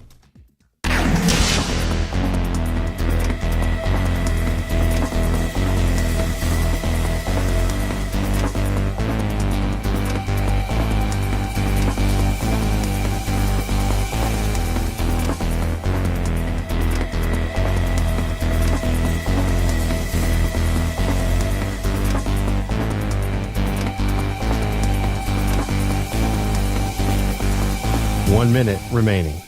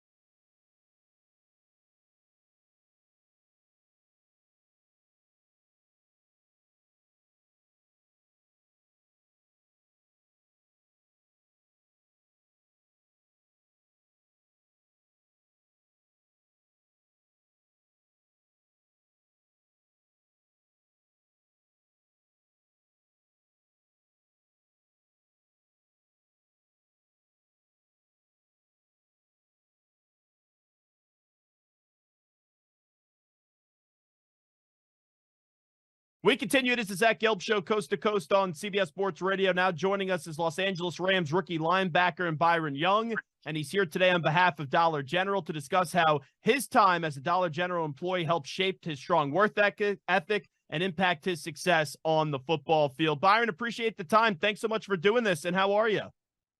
I'm doing good. I appreciate you all having me. Yeah, so you have a wild story. Let's start with the origins. I know you were working at Burger King, and then you find your way working at Dollar General. Just kind of tell me about how all that did go down to be the person that we're talking to today, having a really successful rookie season for the Rams. Just hard work and dedication. I really felt like, I was driven, and I really know what I wanted. I always wanted to be in the NFL, and, just working at Dollar General, it really shaped me into the man I am today. Teaching me how to, be humble and, how to really work hard. Nothing was given to me. So, working at Dollar General, I was always a hard worker, and I enjoyed it. So everyone travels a different path to reach their success. Did you always want to be a football player? Like, was that still a thought on your mind when you were working at Dollar General? Yes, sir. It always was a thought, but I always been like, I didn't know where to start at. I didn't really have no guidance in that area and to where, like, where to start at to go to, play football. So it was kind of hard. So I really just had to fight my way and, make my own way, to where I'm at now. But let's say I was a customer at Dollar General one day and I walked in and I said to you, Byron Young, one day you're going to go from being a Dollar General employee to playing in the NFL and having 5 sacks in your rookie season and contributing to wins for the Rams. Just like, what would you have said to me in this crazy scenario if someone said that to you as a customer?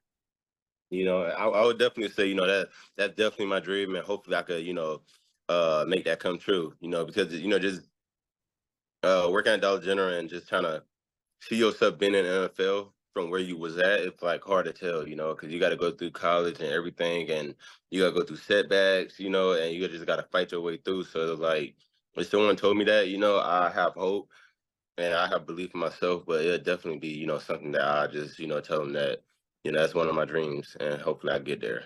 Talking to Byron Young right now. How'd you wind up? Because before you got to Tennessee, you were at Georgia Military Academy. How'd you wind up at Georgia Military Academy?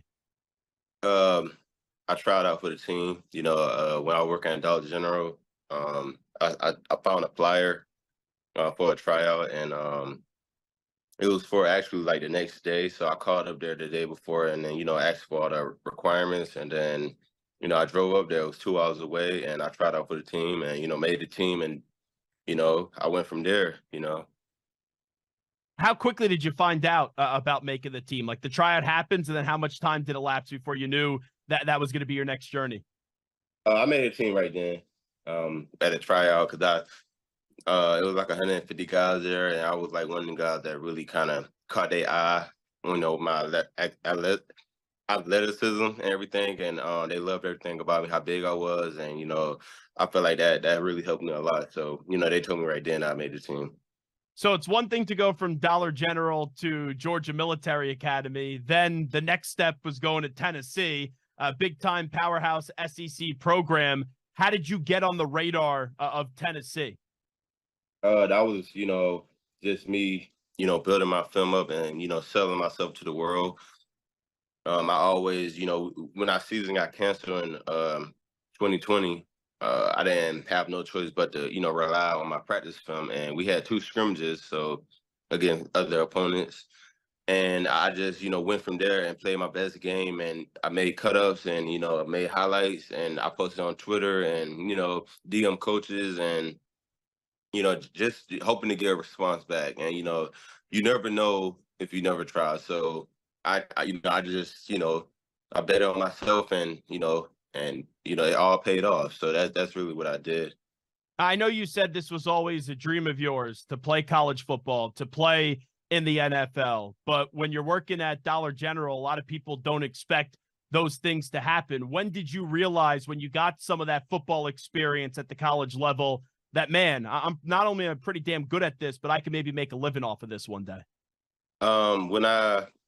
The spring ball, when I first got to Tennessee in 21, we had spring training, and at first I struggled a little bit, and then like instantly after like the first 2 weeks, I started just doing good and snapping, and I got a lot better, and that's when I became a starter on that team. So I was like, this right here is not it's not hard as it's not that hard as a lot of people make it seem. So right then, going against guys that got drafted also, it just made me realize that I definitely could compete and I could definitely make it to the NFL. So right then, I just told myself I just want to do no more than 2 years and get make my dream come true. So. How do you look back at that experience at Tennessee? Because you guys had an awesome team a year ago, and a lot of people saw Tennessee start to come back to life as a big-time football program. My experience there, it was amazing. Had a lot of great moments, had a lot of teaching lessons. Definitely taught me a lot. Feel like it prepared me a lot and, got me ready for the NFL. And just the type of team we had, I felt like it was perfect for me. We had a lot of guys that kind of was in like the same type of situation I was in, transferring from another school, and a lot of people didn't believe in them, and they had to fight their way through hard situations, adversity. So it was like we was perfect together. So just learning from them and hearing their experiences, and I'm just feeding off that, and I just felt like it made us way stronger. And that just made me realize for life, that's how life is. You just fight your way through adversity, and then don't matter. Hard times never last. Tough people do. So that's why I rely on. With this unconventional road that you had to travel, you get into the NFL being a third-round pick this year. You already had 5 sacks and 2 forced fumbles. Just how much more do you think you have to go until getting the complete version, like the apex version of one Byron Young? I got a long ways to go. I feel like right now I'm doing pretty good, but I'm definitely, got a lot more in the tank, and I'm not satisfied with what I done so far, because I already know I had it in me. I always believed in myself, and, that's the hardest thing to do is believe in yourself. So, I believe in myself, and I believe I could do better, and I'll continue to, thrive for greatness and, be the best version of myself. Byron Young here with us. You've had many life-changing moments when you get into draft night and it's that third round, the second day of the draft, and you get the phone call from the Rams. Just what emotions were you experiencing when you found out you were going to be the 77th pick in the NFL draft? Just emotions of like relief and stress. It was just a long journey, and it was a long process, just going through the draft process, one of the hardest processes I've ever been through, sleepless nights and, just long interviews all day and, just trying to keep your composure, it's a tough situation. So that's pretty hard to do. And I was just thankful for that moment because all that paid off. That's really what that was. I was so emotional about it because I knew what I went through, and over the past 4 to 5 years, I knew what I always wanted, and it wasn't given to me, and it was just hard, just remembering times where I had to really, be on my own, and I didn't really have, really nobody to give me a shot, so it was, yeah, just proud of myself really for not giving up and believing in myself, Yeah, just wondering if you could go back in time and let's say Byron Young from the future comes on back and talks to Byron Young at Dollar General, just what advice would you give him about the journey that you're about to go through and that you've been through? That, just be patient, and don't be satisfied with anything, always be striving for greatness, always, want more, always think you're better than what you're doing or whatever you present. So that's why I definitely tell myself, don't think you have to rush to do anything. It's God's plan, and just stick to it, stick to doing everything right, stick to being the person you are, a great person, a caring person, and, someone that everyone want to be around, because the type of person he is, not, so that's the type of person, I am. And that's why I tell myself I was, still at Dollar General, just to still, keep going and believe in myself. Before we let you run, you got a tough opponent this weekend going up against the Ravens. We all know how great of a quarterback Lamar Jackson is, Byron Young. Just what is the big point of emphasis this week as you guys get ready to go up against Lamar and the Ravens? just to play our keys and, do our assignment well. He's a great quarterback, like you said, and, gotta press him, gotta contain him. He's a fast guy and, he could throw the ball as well. So, just gotta remain disciplined on those areas and, do our best to get the job done. You only got so many weeks left in your rookie season. This team is 6-6. Not a lot of people talking about the Rams, but you guys are right there trying to make a playoff spot. You tell me why this team has what it takes to be one of the 7 teams in the NFC this year. Because, just all the hard work we put in and all the setbacks we had, and we never let that, we didn't flinch. We always stuck to it. A lot of people expect for us just to fold and give up, but, we still in it and we still fighting. And we love each other and we believe in each other. So that's why I feel like, we should be in there, and that's why we're making a strong fight to get in there because, we rely on each other and it's a family, we're not selfish, we together and we're going to stay together, whatever happens, we're going to be the team we are. So you don't need me to tell this, in your locker room, you have one of the greatest defensive players of all time in Aaron Donald. As a rookie, what have you been able to learn from Aaron? Just being patient, with everything I do, being mentally engaged and, just trusting the process, just, getting extra work in, and putting that extra work on the field on game day. So, just being around him, one of the greats, it's amazing and just learning from him. Last thing I'll ask you, Byron Young, on behalf of Dollar General, we appreciate you joining us today. You have such an inspirational story, and we've talked about that, and it's awesome to hear you describe what you had to go through to get to this point. Another rookie, Puka Nacua, has taken the league by storm, your teammate. Just what kind of inspiration do you draw from Puka, and how about the season that he's having? Puka, just an amazing guy. Since I first met him, he always been the same guy. And, I'm not surprised, what he's doing right now. Honestly, in OTAs, he was the same way. Really? Like I promise you, he was just, everybody seeing him and he was just doing amazing things. And, I knew it was something special about him. So, I'm not surprised over anything he's doing, and it inspires me every day just to watch the type of guy he is, filling some big shoes and just playing great ball, breaking records, every week, so it's amazing to watch that, and I'm just so happy that I could be around it and experience it and, be his teammate, because, you don't get that every day. You don't get a guy like that, and with his type of attitude and humble, it's amazing to be around, and he's definitely setting himself up for success, and he's definitely successful right now. So, well, it's been great to hear your story today. Appreciate you sharing it. Thanks so much, and we'll talk to you down the road. Thank you. Thank you. There he is, Byron Young from the Rams, joining us on CBS Sports Radio. That's a big game for the Rams coming up against the Ravens. Good test for them, especially with the Rams now being a 6-6 team and I guess having some life to make the playoffs. And a lot of people haven't been really talking about them. Matthew Stafford having a good season. We know what Aaron Donald's capable of, and Puka Nacua has been a stud this year for the Rams in his rookie season. So fun conversation, crazy story there with Byron Young. We'll take a break. We'll come on back. We'll update you on some of the biggest stories in the world of sports with some audio with the news brief, and also still to come at 5:20 p.m. Eastern, 2:20 p.m. Pacific. We will chat it up with Will Anderson Jr., who's also in his rookie season, 3rd overall pick from the Houston Texans. News brief time coming up next. Update time first. Here he is, the Ackman, Rich Ackerman. CBS Sports Radio. Sports Flash. Well, the Jaguars' great start, threatened by an ankle injury right now to Trevor Lawrence. Doug Peterson said it is just a sprain and everything is stable. However, the injury did cost them last night when they fell in overtime to the Bengals, and he is not right now expected to miss much time, but that could change. The 49ers have added to their defense, signing veteran defensive back Logan Ryan, while the Giants are sticking with Tommy DeVito as their starting quarterback.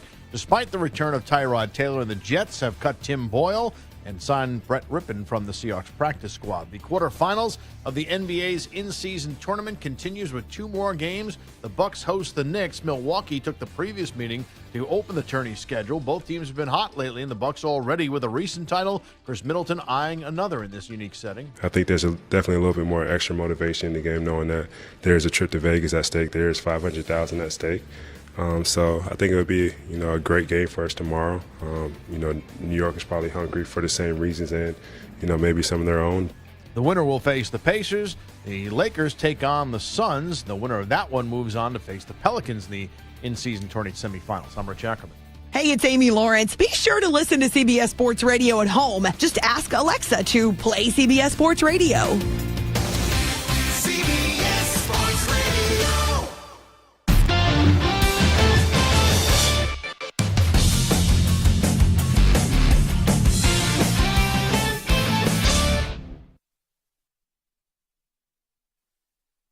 You're in a 5-minute break.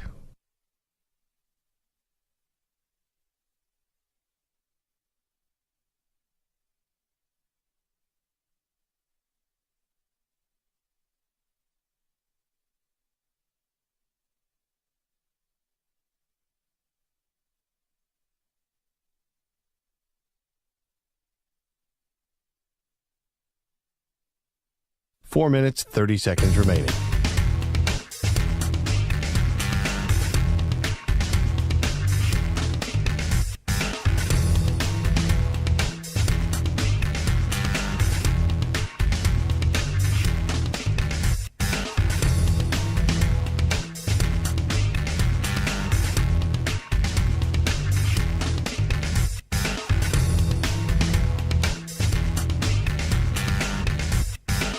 Four minutes remaining.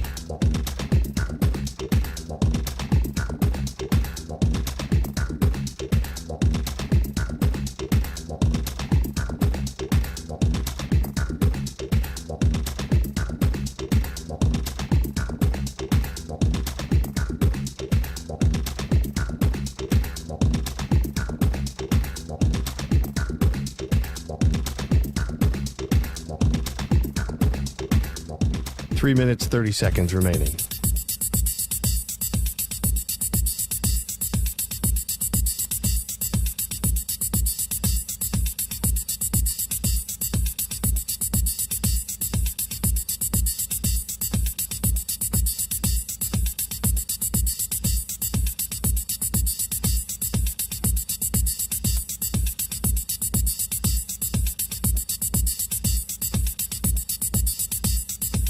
Three minutes remaining.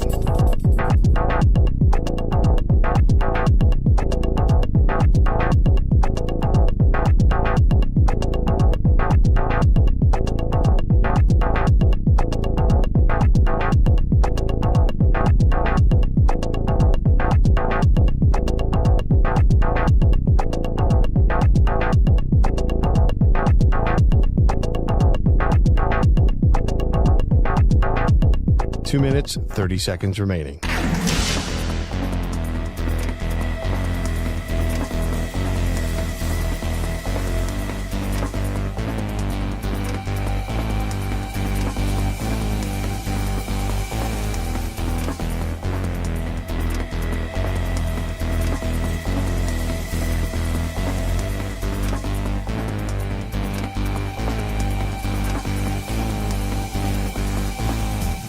Two minutes remaining.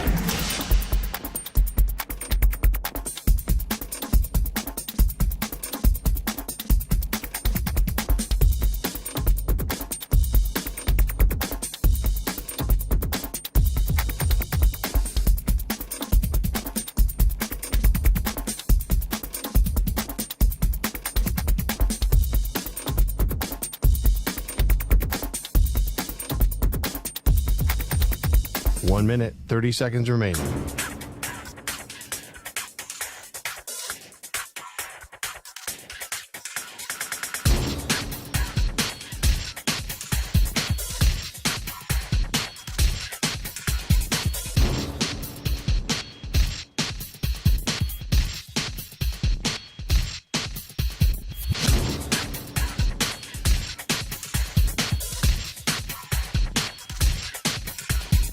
One minute remaining.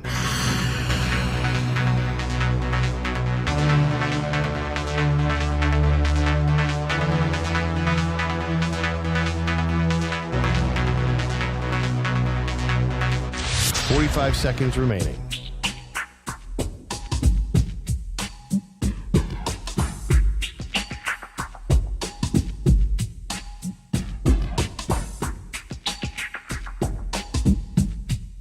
30 seconds remaining.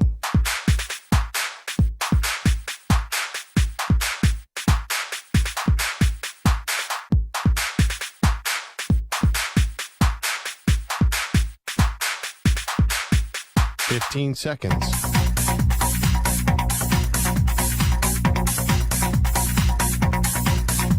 Break ends in 5 seconds.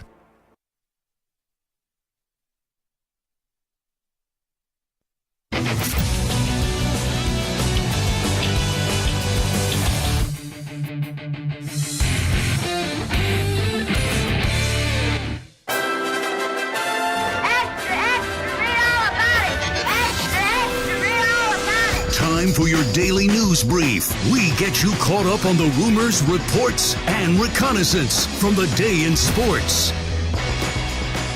This portion of the show is brought to you by Wesley Financial. Stuck in a timeshare and want out? Contact Wesley Financial Group now and get a free timeshare exit information kit at wesleyfinancialgroup.com. So yesterday there was this report from The Athletic, Diana Rossini, who said the timeline of events that they're reporting, Zach Wilson made it clear to multiple members of the organization, players, staff, coaches, of his apprehension to start due to perceived injury risk per sources. The conversation with Rodgers comes as a result of Wilson's shared sentiment with others. So this all goes back to this report yesterday that supposedly the Jets want to go back to Zach Wilson, and then Zach Wilson's like, I don't really want to be the sloppy second fiddle here. I don't want to go back on the field because of the team around me and the potential injury. So this has been a big mess. Aaron Rodgers in studio today with the Pat McAfee Show had this to say about the report of Zach Wilson not wanting to play for the JTS Jets. Whoever that person is that thinks it's okay, number one, to talk to anybody like that, I don't understand what you get out of that, number one. But number two, what is your impetus? What is your motivation to try and bury someone like that? And that's a problem with the organization. You know, we need to get to the bottom of whatever this is coming from and put a stop to it privately. There's no place in a winning culture. And this is not the only time. There's been a bunch of other leaks. I think it's chicken at its core, and I think it has no place in a winning organization to be a source on it, especially not if you're going to assassinate somebody's character. So Sam, I want to run this theory by you in regards to this one. We've already talked about how that is an admission right there by Rodgers that the story isn't false, and he's going after whoever leaked out the story, and that's what his big problem is. We did see a quarterback move made today, where the Jets released Tim Boyle, and now they're bringing in Brett Rippon. Now, the only reason why people thought Tim Boyle was there with the Jets was because of his friendship being a former teammate of Aaron Rodgers. In any way, does that move today have anything to do with Tim Boyle maybe running his mouth and saying the truth to other members of the media? And that was the punitive action today. Tim Boyle, you're gone. You're donezo. I would doubt it. I mean, they basically benched him in the middle of the game for their practice squad quarterback in Trevor Siemian. And if you remember, I mean, I know Brett Rippon is still Brett Rippon, but when this all went down and Rodgers got hurt and people were pontificating on who might be a guy that they could pick up, a lot of the people were talking about guys who played in Nathaniel Hackett's system. Brett Rippon is one of the guys who's played in Nathaniel Hackett's system before, so he knows that system, and apparently it's very complicated, and so it would take a guy weeks or maybe even months to get caught up. So you want to know why the system's so complicated?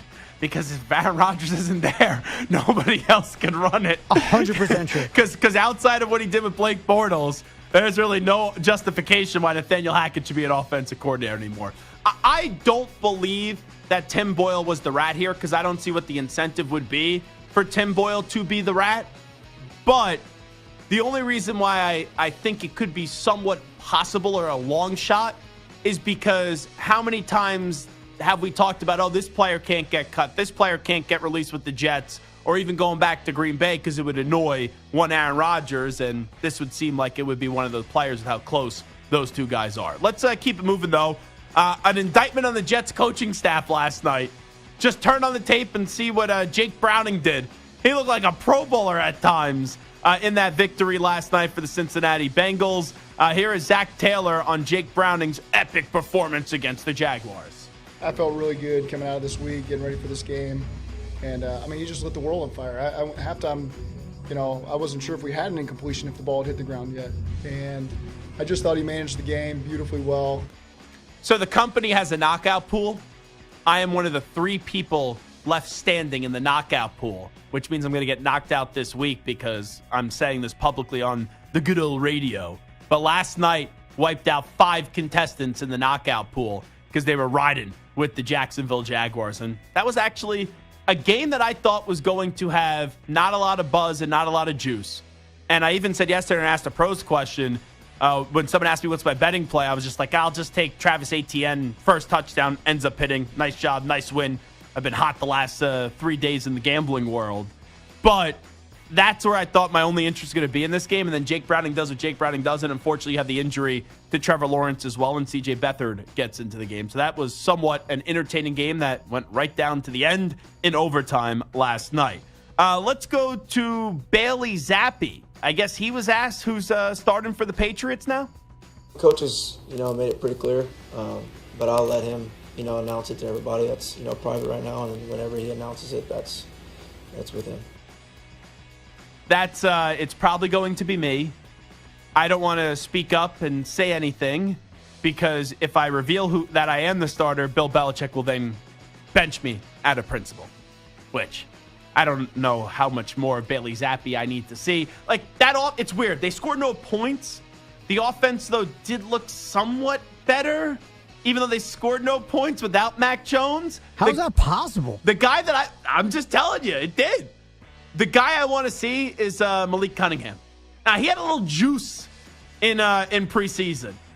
But quite frankly, maybe I don't want to see him because then he could play well, and I want this team to be as bad as possible and continue the tank with the New England Patriots. Look how pathetic my football fandom has been. I was in the penthouse for 20 years.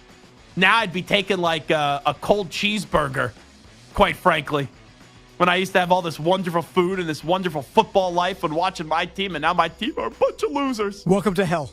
Oh, I could be like you. Oh, I'm just going to give up on my team and I'm going to go join somewhere else. No, you had 20 years of Super Bowls and championships and you don't AFC give up on your titles team. and all this. Come on. You don't give up on your nothing. team. I've seen nothing. And look what happens. You become a Chiefs fan this year and their offense has been non-existent We're through the still first winning 13 the Super weeks. Bowl. Stop it. Let's go to Lawrence Taylor. He was on the Let's Go podcast with Tom Brady and then Tom Brady's lackey in Jim Gray. Here is Lawrence Taylor on the rules in today's NFL.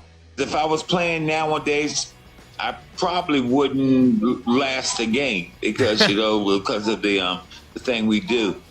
You think you'd get thrown out or you think you'd conform to the rules? Have you ever known me to conform to anything? No, I would get thrown out. I mean, I would. It's been hard for me to play. I may have ended the season owing them money. Like, we've had Sean Merriman in the studio a bunch. Anytime he is in New York City, he shoots a message to us and wants to come into the studio and talk a little football. Sean Merriman basically said when he was with us last week that he'd be playing for free now in the NFL because his entire game check would just be going to fines. It's amazing how anytime you have a former player speak that plays on the defensive side of the ball, they all acknowledge now they would have no clue how to tackle and they'd be fined out the wazoo. Let's go to Jerry Jones. I have not heard this. I purposely did not want to hear this, but I keep on seeing people tweet about this. This is Jerry Jones, who made a joke about the college football playoff. This was on with our pals Sean and RJ on 105.3 The Fan in Dallas. Jerry, did you have any hot take or opinion on the college football playoff committee and whether they got it right or wrong? I didn't, and I wouldn't touch that with yours. Am I missing the inside joke here? Yes. The old joke is I wouldn't touch that with a 10-foot pole. Yes. He says I wouldn't touch that with yours. Is that really that funny? It's pretty funny. Do I need the... When the owner of the Cowboys talking about my junk. I don't know. I got what he was saying, but was it that funny? I mean, they're paid to laugh at Jerry Jones. I mean, let's be honest. Jeez. I love Sean and RJ.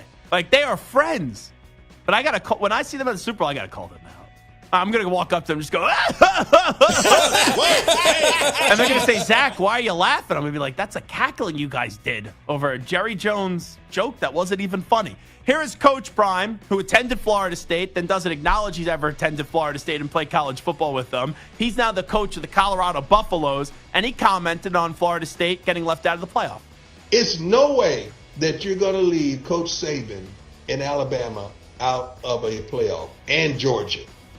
No, you're not going to leave Georgia and Alabama out. It ain't no playoff if you do that. But they're going to always go with business. See, people think it's just football, man. You got to understand this is a business as well. And that's why I said from the start, there was no way the winner of the SEC was going to get left out. We know if Georgia won, they were automatically in, no debate.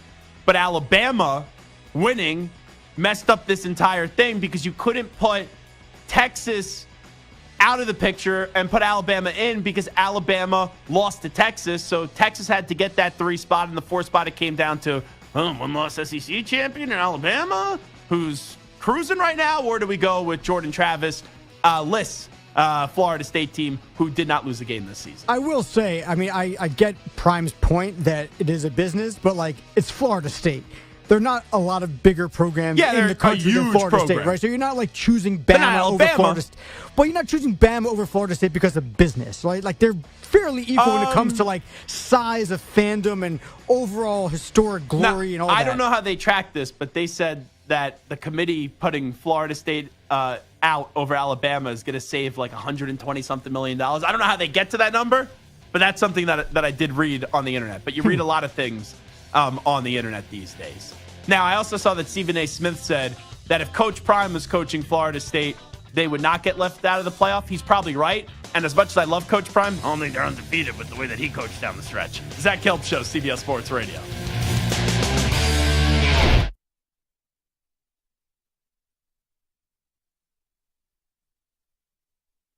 You're in a 5-minute break.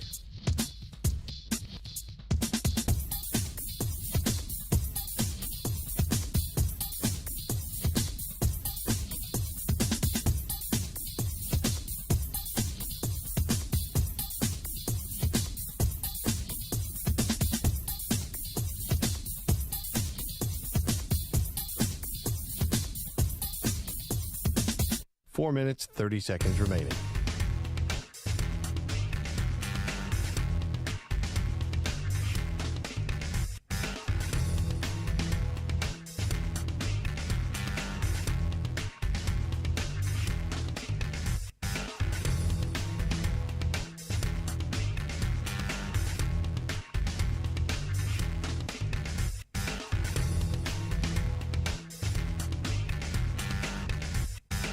Four minutes remaining.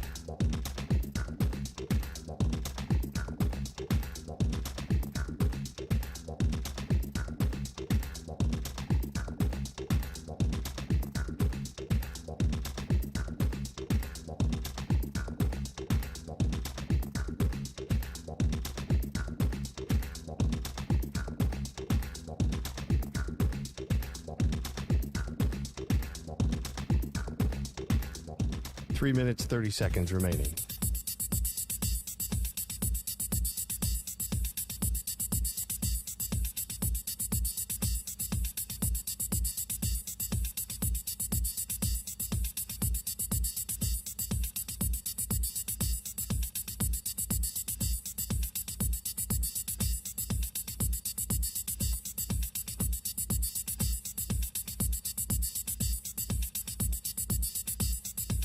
Three minutes remaining.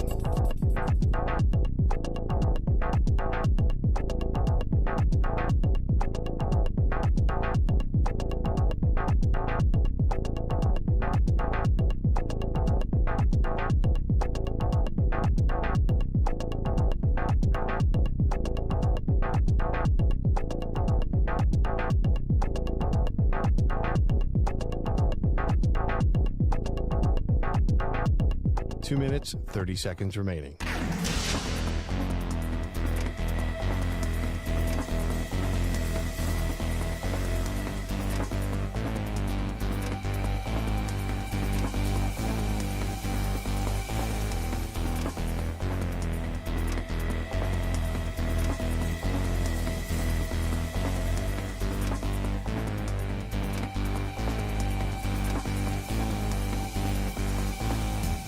2 minutes remaining.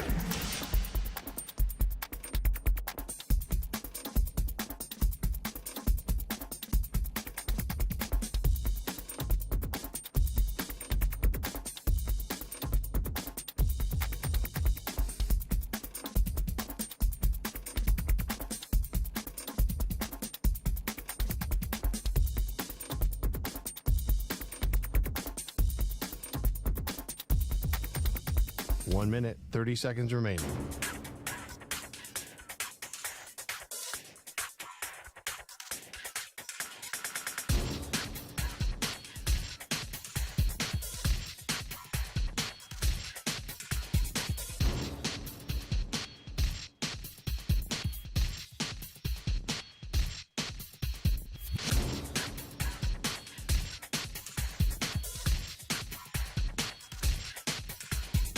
One minute remaining.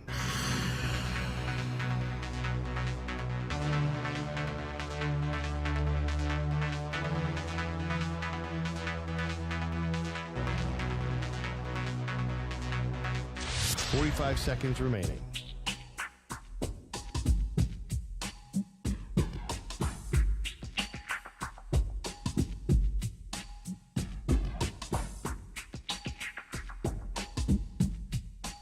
Seconds remaining.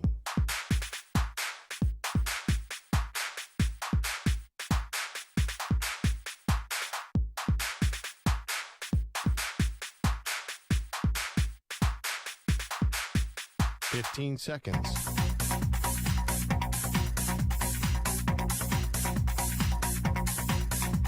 Break ends in 5 seconds.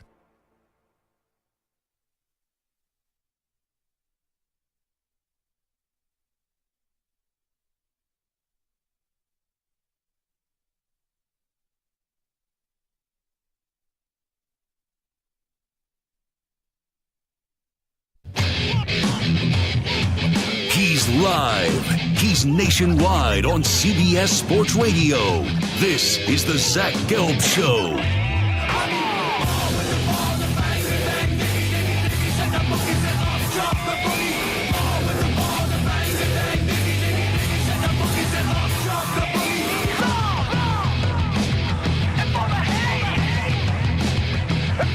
Here's your host, Zach Gelb. Hour number 3 of our radio program. That's right, rocking and rolling. It is the Zach Gelb Show on CBS Sports Radio. The transfer portal, it's crazy how quickly it picks up in intensity and with how many names that we do have of big-time college football players. And it makes a lot of these bowl games irrelevant because either you're sitting out because you're off to the NFL, or with the transfer portal, you're sitting out because you're intending to leave your current university. And if you're not in a major bowl game or in the college football playoff, there's not a lot of incentive to wait and play one more game for your current team. And, you know, there's a lot of good that comes with the transfer portal. Like you look at the Heisman Trophy finalists, 4 of them, Bo Nix, Jaden Daniels, Michael Penix Jr., and then Marvin Harrison Jr., 3 of those 4 guys are transfers. Daniels came over from Arizona State, and he's had one of the more outstanding individual seasons that we've ever seen from a college quarterback with what he's able to do through the air and also on the ground. Bo Nix had that one great moment to start his career at Auburn up against, ironically, Oregon. And then after that, it was a lot of disappointing with Bo Nix. At times, they would call him Bo Picks for how many picks he would throw. And he goes to Oregon, coming over from Auburn. And the last 2 years, he has been sensational. Michael Penix Jr. was the quarterback at Indiana, and he had that controversial touchdown up against Penn State. But unfortunately for Michael Penix Jr., his career was remembered for a while as just marred with injuries, unfortunately, and derailed with injuries. He goes to Washington.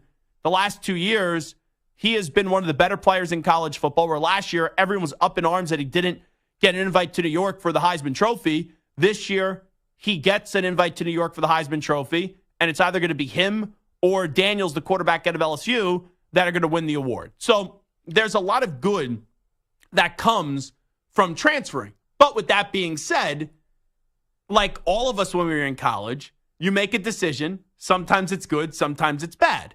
And when you're in that stage of life, more times than not, there's usually more bad decisions than good decisions. I still believe you should have the power to make that decision, and you don't like the current school you're at, or not even not like it, you think there's a better alternative for you to flourish during your time in college, I have no problem with you leaving and making that decision. But there's a cautionary tale, because for every Daniels, for every Penix Jr., and for every Bo Nix, there's Spencer Sanders. Where Spencer Sanders had a really good situation at Oklahoma State. For whatever the reasons were, and I still don't know why he left Mike Gundy, he thought he had to leave to go join the Lane train in Lane Kiffin. There was already someone there who started the year before in Jackson Dart, and I guess Spencer Sanders was betting on himself and thought that was the best spot for him to go. And he didn't start a game this year because Jackson Dart had a really good season for a top 10 program in Ole Miss. So sometimes you may leave a situation that you don't realize is a really good situation until you leave. And I'm not saying Spencer Sanders didn't appreciate his time at Oklahoma State, but who talked about Spencer Sanders this year outside of, man, you made a bad decision because you used your transfer portal, you used your free transfer, and you went from Oklahoma State to Ole Miss, and in your final year of eligibility, we barely even saw you play outside of garbage time. So I will be curious to see with all these names in the transfer portal how it does play out. Now, the Oklahoma one, I think, is one of the more intriguing ones, and one that I was not expecting, because Dillon Gabriel has entered the transfer portal, and Dillon Gabriel, now in multiple spots we have seen, is a good quarterback. And at one stretch this year, coming off of Red River, where they beat Texas, there was a thought that Dillon Gabriel could have a chance to get to New York for the Heisman Trophy. Now, Dillon Gabriel is leaving Oklahoma. I think a lot of people are saying, is that a decision on his own, or was he talked into that decision? And I would probably lean the latter, because Jackson Arnold is supposed to be that next guy at Oklahoma, a 5-star recruit who played a little bit this year and burned his redshirt eligibility. So now they're going to go to Jackson Arnold. Was that Brent Venables going to Dillon Gabriel? Hey, we appreciate what you did for us here. We like you a lot. We want you to do what's in the best interest for you and go somewhere else and find that next home. But it's not like Dillon Gabriel was a bad quarterback this year. So there's two sides of it. Why did Dillon Gabriel leave? And the other part of it, assuming it goes the way that I think it did go, in where Dillon Gabriel was kind of advised to transfer, you're now going to trust a younger player compared to the older player. And this all ties back in, Samter, right to Texas, where we're now seeing, and we had Fozzie Whitaker on the other week, who said even if Quinn Ewers comes back, he doesn't expect Arch Manning to transfer, and he thinks Arch Manning would be still on the team next year, even though this would still be Quinn Ewers' team. So there's a lot going on here in terms of what you could control individually, and then also how much of a decision is it really for the individual, with teams maybe pushing a player out the door, similar to what maybe happened at Ohio State, where if I'm just going to guess at Ohio State, like Kyle McCord was fine this season. I think everyone knew he wasn't the answer, but I don't know if Kyle McCord is leaving on his own accord, as that's a tongue twister, or is he leaving because Ryan Day said to him, yeah, I can't guarantee that you're going to be the starter. We're going to try to bring in some competition. We're going to use the transfer portal. And maybe Kyle McCord said, yeah, I kind of see the writing on the wall. I'm getting blamed. And I know he didn't play well up against Michigan. He had the 2 bad picks. But they're looking for somebody else. So let me not just get in a battle, because there's a chance that I get in a battle, I lose, where I could go somewhere else and someone could go bring me in, still in a Power 4, Power 5 conference, and they could use me even if I'm taking a step down in terms of the school that I'm going to. So that's the fascinating part about this. How much are these decisions really individual driven, and how much are they really team driven as well? But you look at the transfer portal right now, you got Dillon Gabriel in it, Cam Ward, we're just talking about quarterbacks, Riley Leonard, Dante Moore, Will Howard, DJ Uiagalelei, Grayson McCall, Kyle McCord, Tyler Van Dyke, Will Rodgers, Max Johnson, and I could probably keep on going for another 20 minutes listing quarterbacks that are going into the transfer portal. Let's listen up to Pete Thamel from ESPN. Dylan Gabriel going to be a hot commodity. Here's what Pete had to say on some teams that could be interested in the Oklahoma Sooners, former Signal caller. As for Dylan Gabriel, sources just told me in the last hour that he's expected to take a visit to Oregon this week. Oregon has jumped out ahead as the favorite for Gabriel's services. He's obviously thrown for nearly 15,000 yards and 125 touchdown passes in his career. Oregon and Washington were the two schools that I thought of right away. And maybe they're just because they're in the news right now and they just came off that Pac-12 championship game and they're both going to need quarterbacks next year and they've both utilized the transfer portal before. But for Dylan Gabriel, whether you wanted to make the decision on your own or kind of Oklahoma force you out, that'd be a pretty damn good move. Going from Oklahoma and landing in Oregon or going from Oklahoma and landing in Washington. And we've seen both those coaches, DeBoer and Lanning, be able to work with Bo Nix and Michael Penix Jr., where there was a lot of uncertainty about both those quarterbacks before they got to Oregon, before they got to Washington. And they both had two great seasons in back-to-back years in both those guys' first 2 years with their programs, respectively, at Washington and Oregon. And Dylan Gabriel has accomplished a lot more than Bo Nix did when he was at Auburn, or Michael Penix Jr. did when he was at Indiana. You know, Dylan Gabriel potentially going to Oregon, that just is one, Samter, that it just seems right. Like that, you say that seems like, okay, there's a lot of logic behind that, especially with Oregon now going over the Big Ten. Well, so that was the part of it, going to the Big Ten. I mean, he's going to be in 3 different conferences in 4 years, basically, Dylan Gabriel. So, like, part of me was wondering, like, maybe there's a Big 12 team that he could have transferred to stay within the conference. He knows the teams. He knows the areas. Moving to a completely different conference could be troubling, but Dylan Gabriel, he's a stud. He's going to be great wherever he goes. Oregon, Ohio State, whatever. I think it's going to be really interesting. I find it so fascinating, if what you're saying is right, that he's not moving on his own accord, that he's being pushed out by Oklahoma. Which I think is the case. Because they have this stud recruit coming in, or who's there. Yeah, he's already there. I find that to be incredibly fascinating, that they're pushing out the guy they know is great for a guy that could be great. And then you see Texas on the other side also going to the SEC with Oklahoma, choosing to stick potentially with Quinn Ewers if he stays, rather than forcing him to leave so they can get Arch Manning in there. I find the two approaches to quarterbacking very interesting, right? There's one program who's going with it seems like, go with the seasoned veteran, and the other program's going with the hot young recruit. So it's really interesting. Yeah. Now, 2 things off of that. I wonder if Oklahoma just, and I know this is kind of weird to say after he just threw 400 yards passing Dylan Gabriel in the final game of the season as they slayed TCU 69-45. I wonder if Oklahoma feels like maybe they've reached their apex with Gabriel, where everything went right for him this year, and he had this incredible season this year, and still it was 10-2, where they had that big win up against Texas, but ever since that win up against Texas, they lost to Kansas, they lost to Oklahoma State, and maybe they feel as if now going into this new era of the SEC, they're just ready to hand the baton over to the younger quarterback as they embark on this new journey. That could be one of it. Or also, you look at the Texas decision individually, I also think it makes it easier when you don't have the pressure of the Manning family rushing to get Arch Manning on the field. Because that's the thing that gets lost in this. I don't know how easy of a decision this is for Texas if the Manning family was singing a different kind of tune where they were saying, no, we were okay with sitting for a year.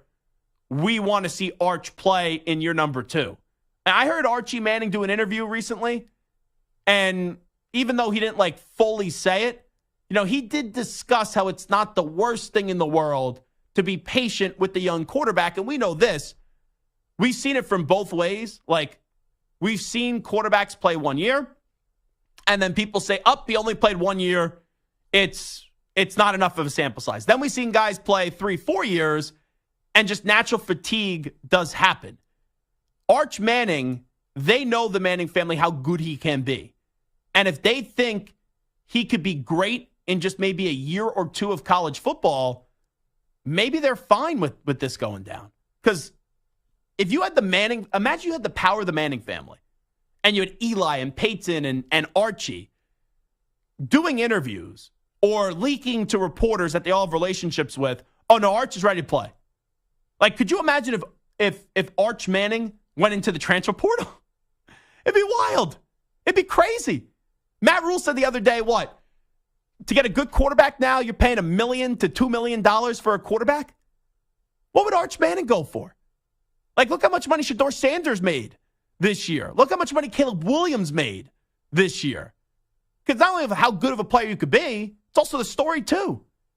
And there would be no hotter commodity in the transfer portal, even with some big names like Dylan Gabriel and Cam Ward, who was a no-star recruit. And now, who was it, Brock Heward, who said there was like 8 or 9 schools that had $1 million offers to him already? Imagine you then put just the last name Manning in the transfer portal. Oh, that would be we could televise that on ESPN. That would be a great fight between all these coaches to see how much money they could get together from their boosters through NIL. Let's go to Pete Thamel. Riley Leonard, the Duke quarterback, who I actually like, out of this courtesy of ESPN. Here is his potential teams that could be interested, according to Pete Thamel. Sources have told ESPN that Riley Leonard is going to go on a visit to Notre Dame. It's probably instructive that a lot of the schools in the quarterback market have backed off Riley Leonard a little bit. So there's an expectation that he could end up there. We'll see if he signs on the dotted line this week. I don't know why. Every time I hear Pete Thamel, he sounds too serious. You're a college football insider. He seems as if he could be reporting politics for like CNN or Fox News. That is a really, really serious reporter when we're talking about things that in the large scheme of things are not that big of a deal, even though we treat them like a big deal in college football. But I almost feel as if I'm like on the edge of my seat getting ready to hear something really serious when we're talking about where kids going to transfer.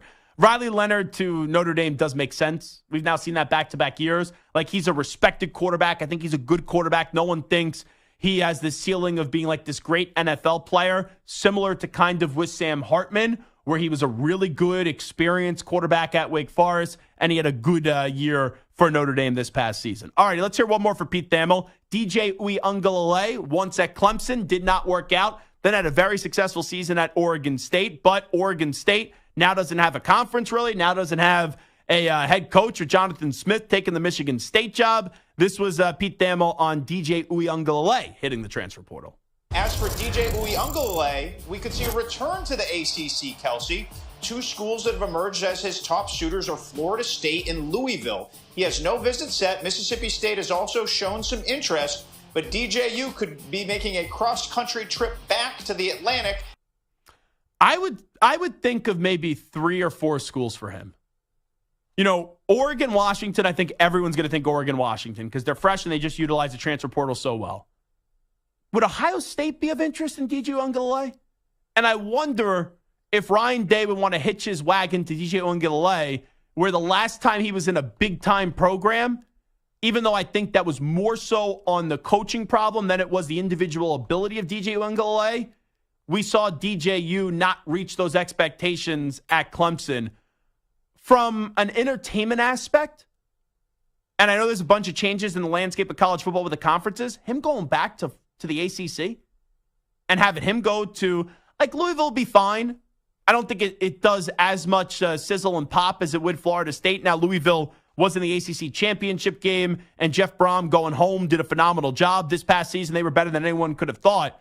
But imagine him going to Florida State, who are in the news a lot, just went undefeated, just won the ACC, and now he gets to go battle up against Clemson, who has been perceived as the team that has been falling from their throne, where Dabo and DJ did not get along towards the end, and then you have Mike Norvell benefiting from what Dabo couldn't get right after another move with him going to Oregon State and then Jonathan Smith leaving, and then you have DJ Uiagalelei going back to the ACC to do direct battle with Clemson. I think that would be a whole lot of fun. And the other thing, too, I think the obvious here is you also have to look at Michigan State. Wouldn't Jonathan Smith love to bring like a little luggage with him, right? As Deion said, his Louis. Wouldn't he like to do that potentially? Now taking over at Michigan State, but would DJ Uiagalelei want to go to Michigan State? It's another question. The 2 quarterbacks I can't wait to see where they land. Or really 3. It's Dylan Gabriel, Cam Ward, who I think could go to Ohio State, and then DJ Uiagalelei. Those are the 3 that I'm most interested in. All right, it is the Zach Gelb Show on CBS Sports Radio. One of the best stories in the NFL are the Houston Texans.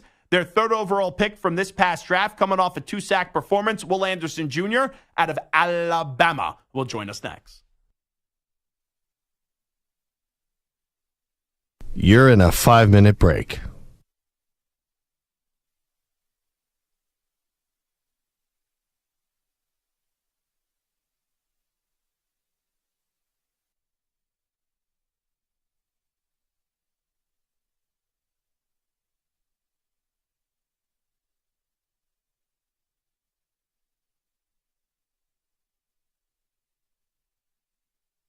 Four minutes, 30 seconds remaining.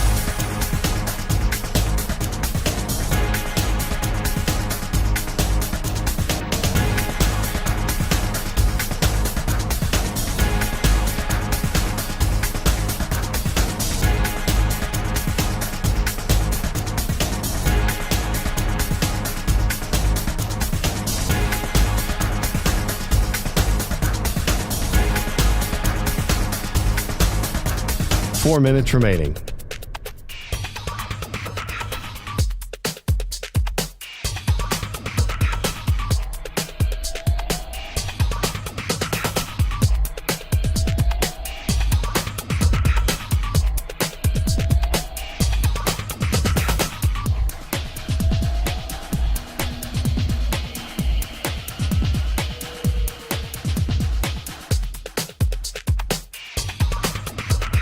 Three minutes, 30 seconds remaining.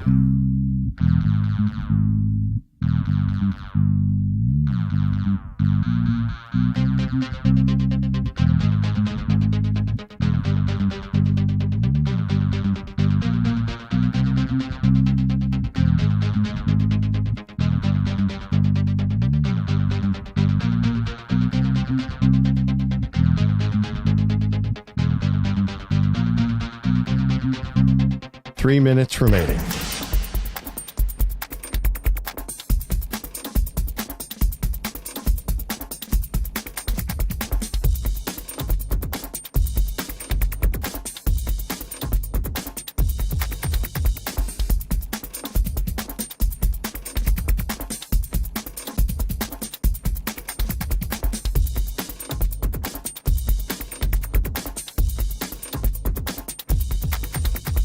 Two minutes, 30 seconds remaining.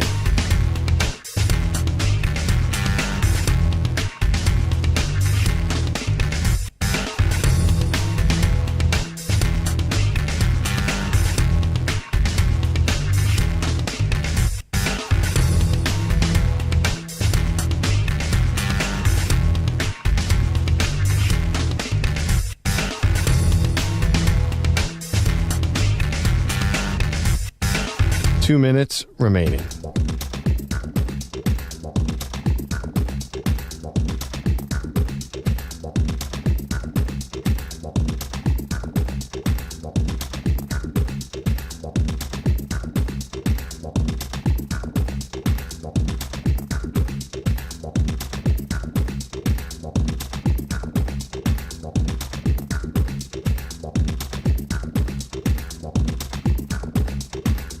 One minute, 30 seconds remaining.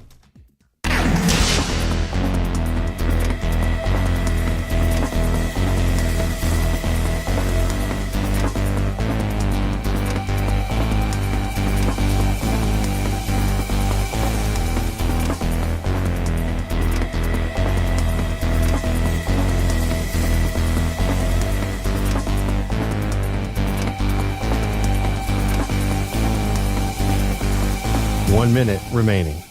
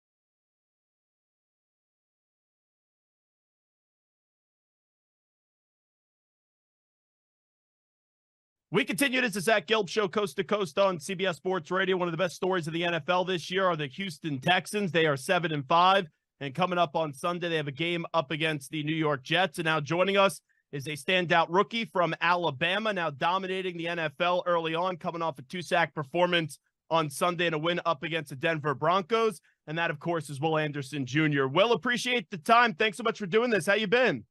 I've been good. Thank you for having me. I appreciate you.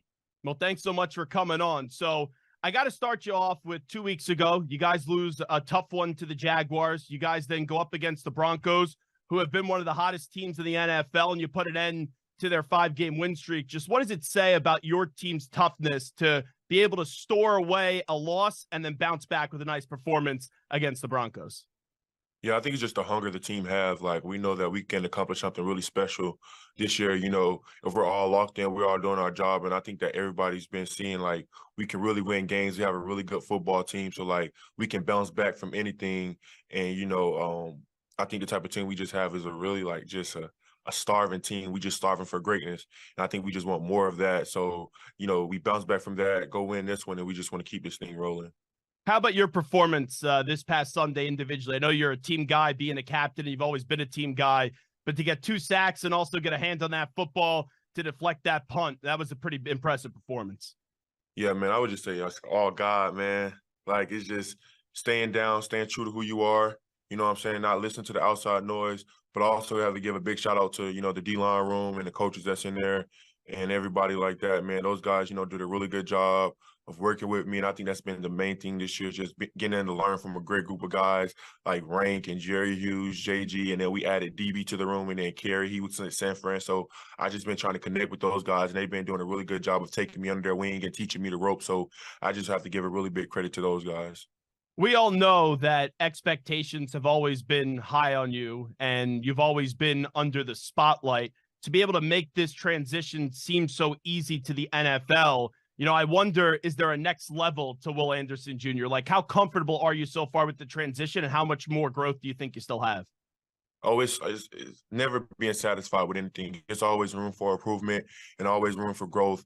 I feel like now at this next level, like, I feel like I have even reached, you know, where I can really go with my game. You know what I'm saying? Like, and that's what excites me the most. Like, that's, like I said, just learning from everything. Like, it's just so much stuff I learned so far from all these guys that, like, I didn't even know in college, or like I didn't even know coming to the league, man. And it's just beautiful to see. And it just it's getting me fired up right now, man, just thinking about some of the things. So, like, I'm excited, you know what I'm saying? Like, but right now, like, I'm just focused on, like, the team right now and what we have to do to go out there and accomplish what we have to do.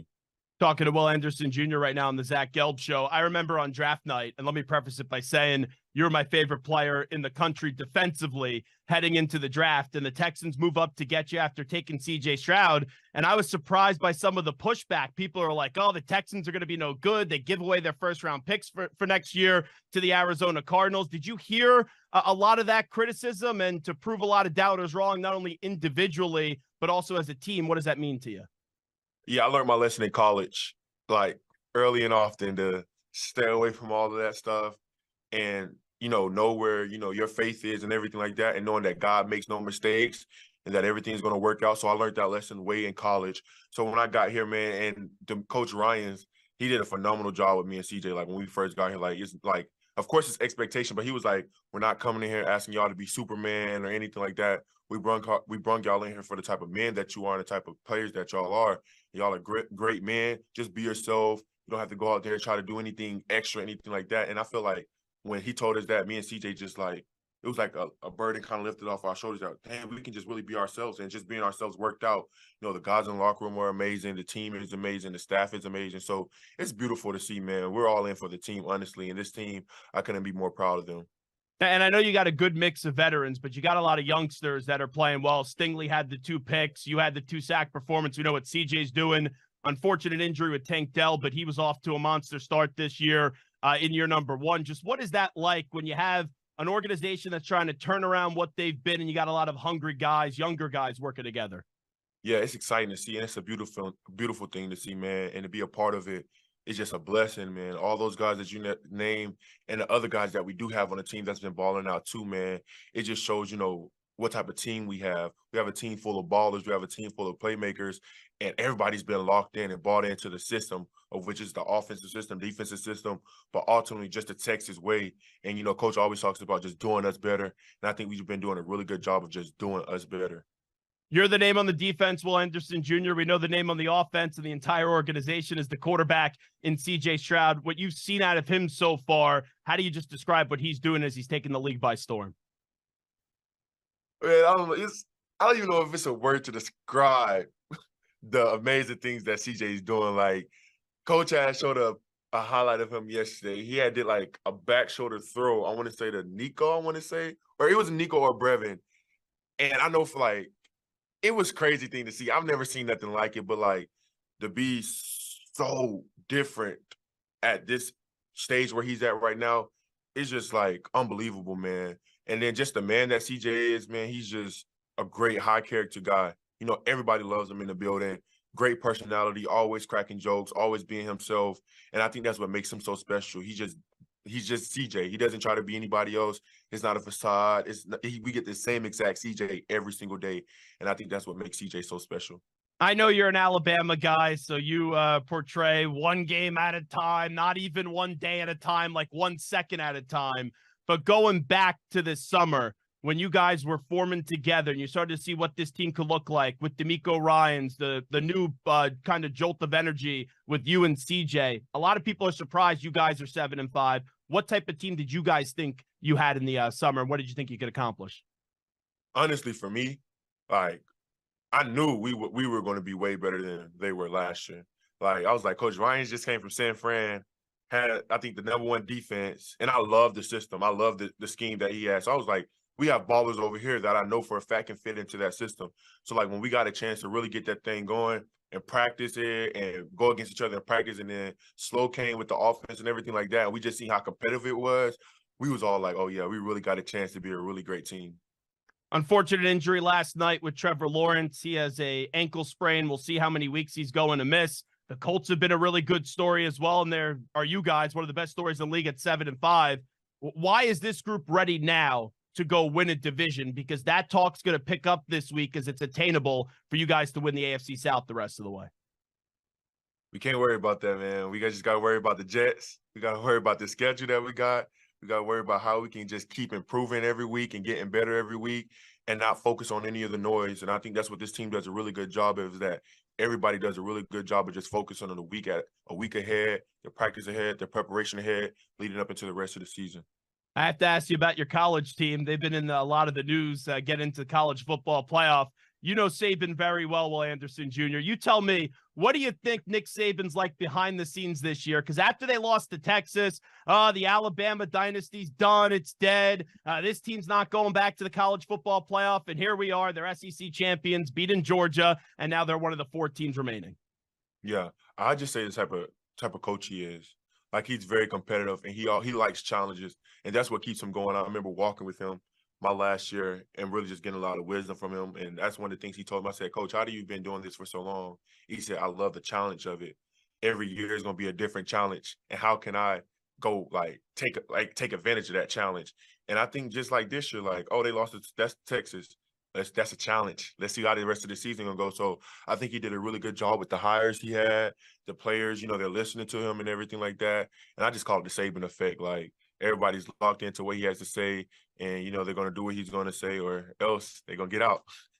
Did they take the antenna out, just wondering, of your brain? Because I'm convinced, ever since seeing Quinnen Williams freeze up when he's about to take a shot at Kyler Murray all those years ago, that Saban kind of has an antenna in your guys' brains a little bit, right when you're about to say something controversial. No. Before we let you run, Will Anderson Jr., how do you compare your coach now, DeMeco Ryans, to one of the best to ever do it in Nick Saban? Do you see any similarities between the two? Very, very. They're both competitive, love the game of football, very passionate about it. I would just say, like, of course, Coach Ryans he's played in the league. He knows how it is. So, and he's more youthful too. So he has a little bit more energy and everything like that. And he can really get the room going because of the energy that he has and the passion that he has for the game and everything like that. But I'll just say, as far as mindset and as far as mentality, practice and everything like that, they're the exact same.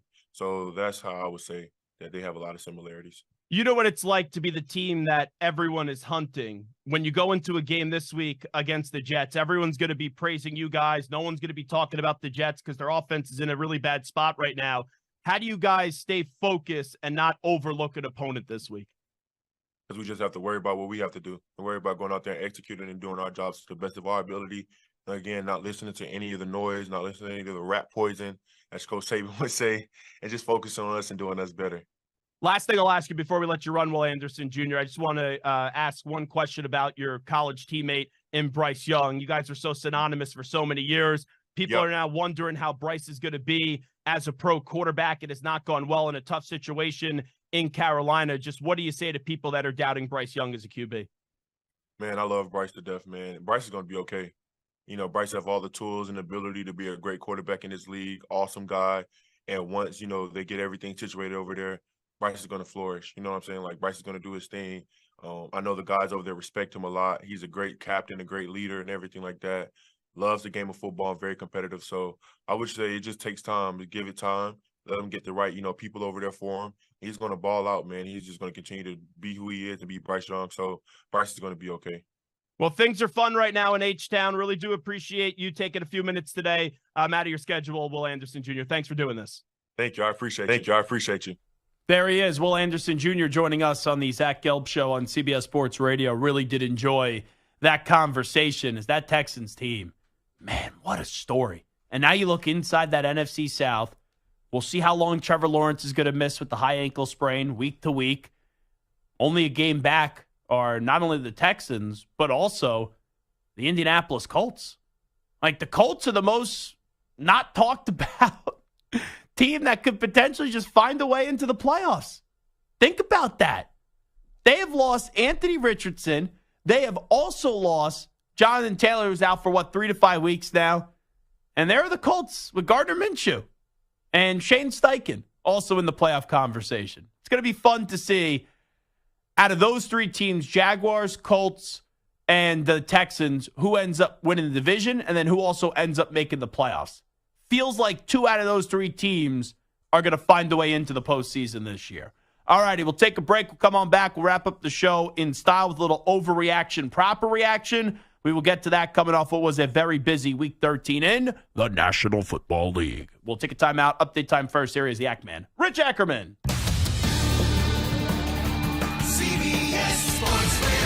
Sports Flash. Well, the Jaguars are coming off a rare loss, their 4th of the season and just the 2nd in the last 9 games. They are somewhat fortunate today when head coach Doug Peterson said Trevor Lawrence's injury is just a high ankle sprain. Everything is stable. Still no word how long he'll be out, if at all. Not the same for Christian Kirk. The Jaguars wide receiver will be out a while with a core muscle injury. Logan Ryan is a new home. The veteran defensive back comes to terms with the 49ers. LeBron James has won 4 championships. Now is another in sight. The Lakers host the Suns in the quarterfinals of the in-season tournament. They opened the tourney with a win over Phoenix and have been rolling since. Head coach Darvin Ham said the new early season incentives has provided a nice wrinkle. Adding the in-season tournament is just like, it just puts a lot more fire on it, man. It's just something at stake. So when you play like that, you know, it's as close as you can get at this point in the year to the playoffs.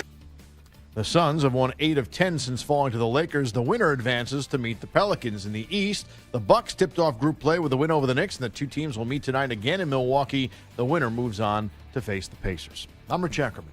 Jim Rome here. Wednesday in the Jungle, Heisman Trophy winning former Pro Bowler RG3 and new San Diego State head football coach Sean Lewis. Wednesday, noon Eastern, 9 Pacific.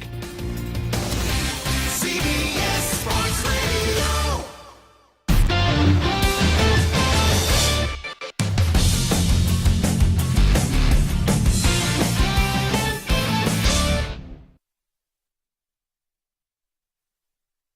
You're in a 5-minute break.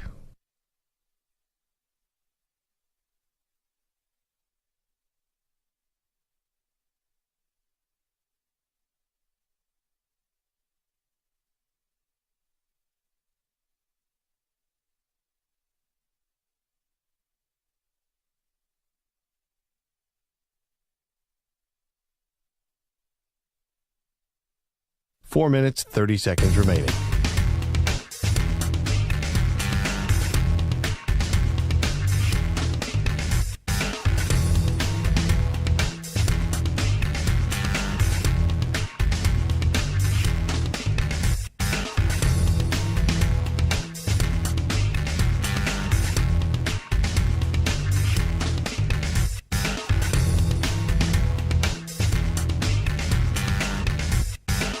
4 minutes remaining.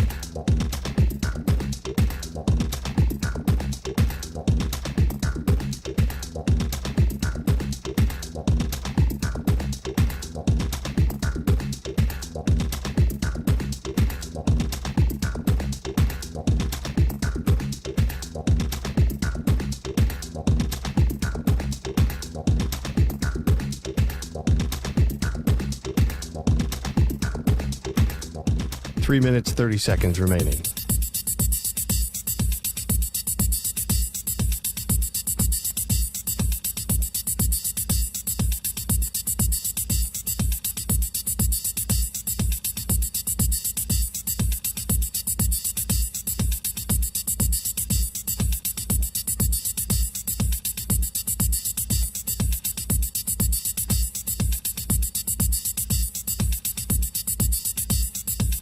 Three minutes remaining.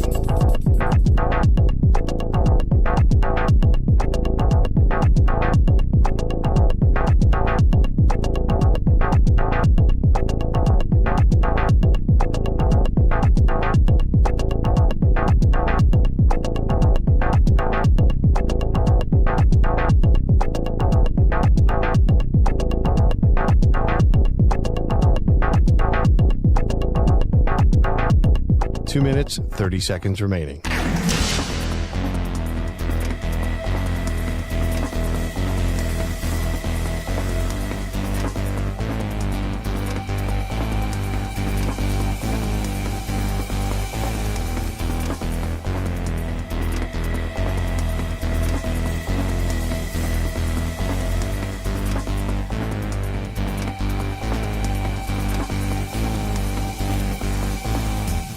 Two minutes remaining.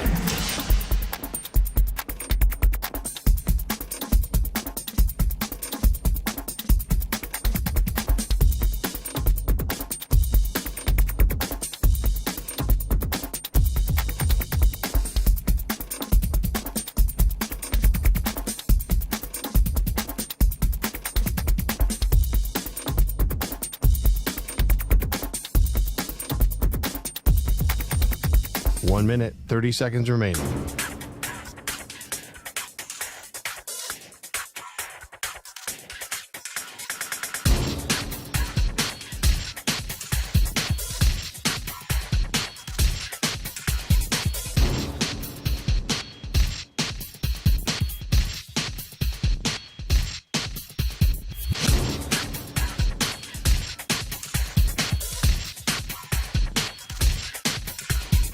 One minute remaining.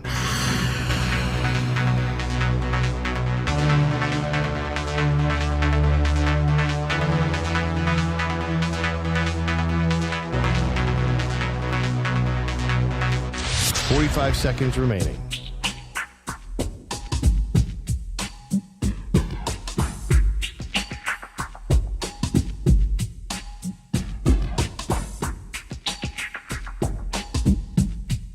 Thirty seconds remaining.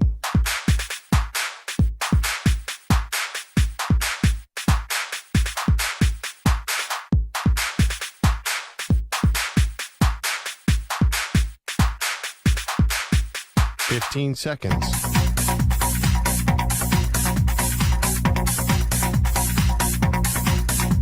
Break ends in 5 seconds.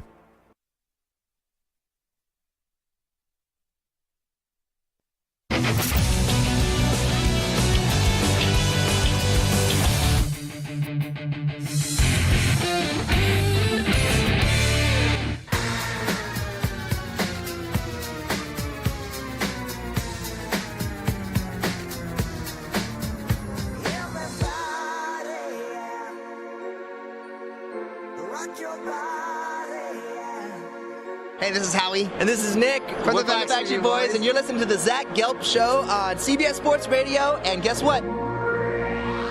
Zach is back. All right.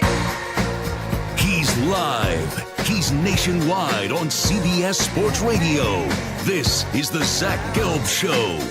Alrighty, closing things down on a Tuesday. This is Zach Gelb Show on CBS Sports Radio. We do this in the football season on every Tuesday after another week of the NFL. It's called Overreaction, Proper Reaction. Stuart Kovacs. Hit it, por favor. Another NFL week is complete, which means it's another week to freak out about your favorite team. Which takes are truly crazy. But sometimes a game can be so bad, it's almost good. You know what I'm saying? No. And which are so crazy, they might be right. He's 6'5", he's 245 pounds. He's probably a Popeye's biscuit away from being a tight end. Zach lets you know in this week's edition of Overreaction or Proper Reaction. All righty, Big Mike, CBS. Welcome back. What do you got? Well, I got Trevor Lawrence, who went down with an injury in Jacksonville's 34-31 OT loss to the Bengals last night. They now hold just a game lead over the Texans and the Colts.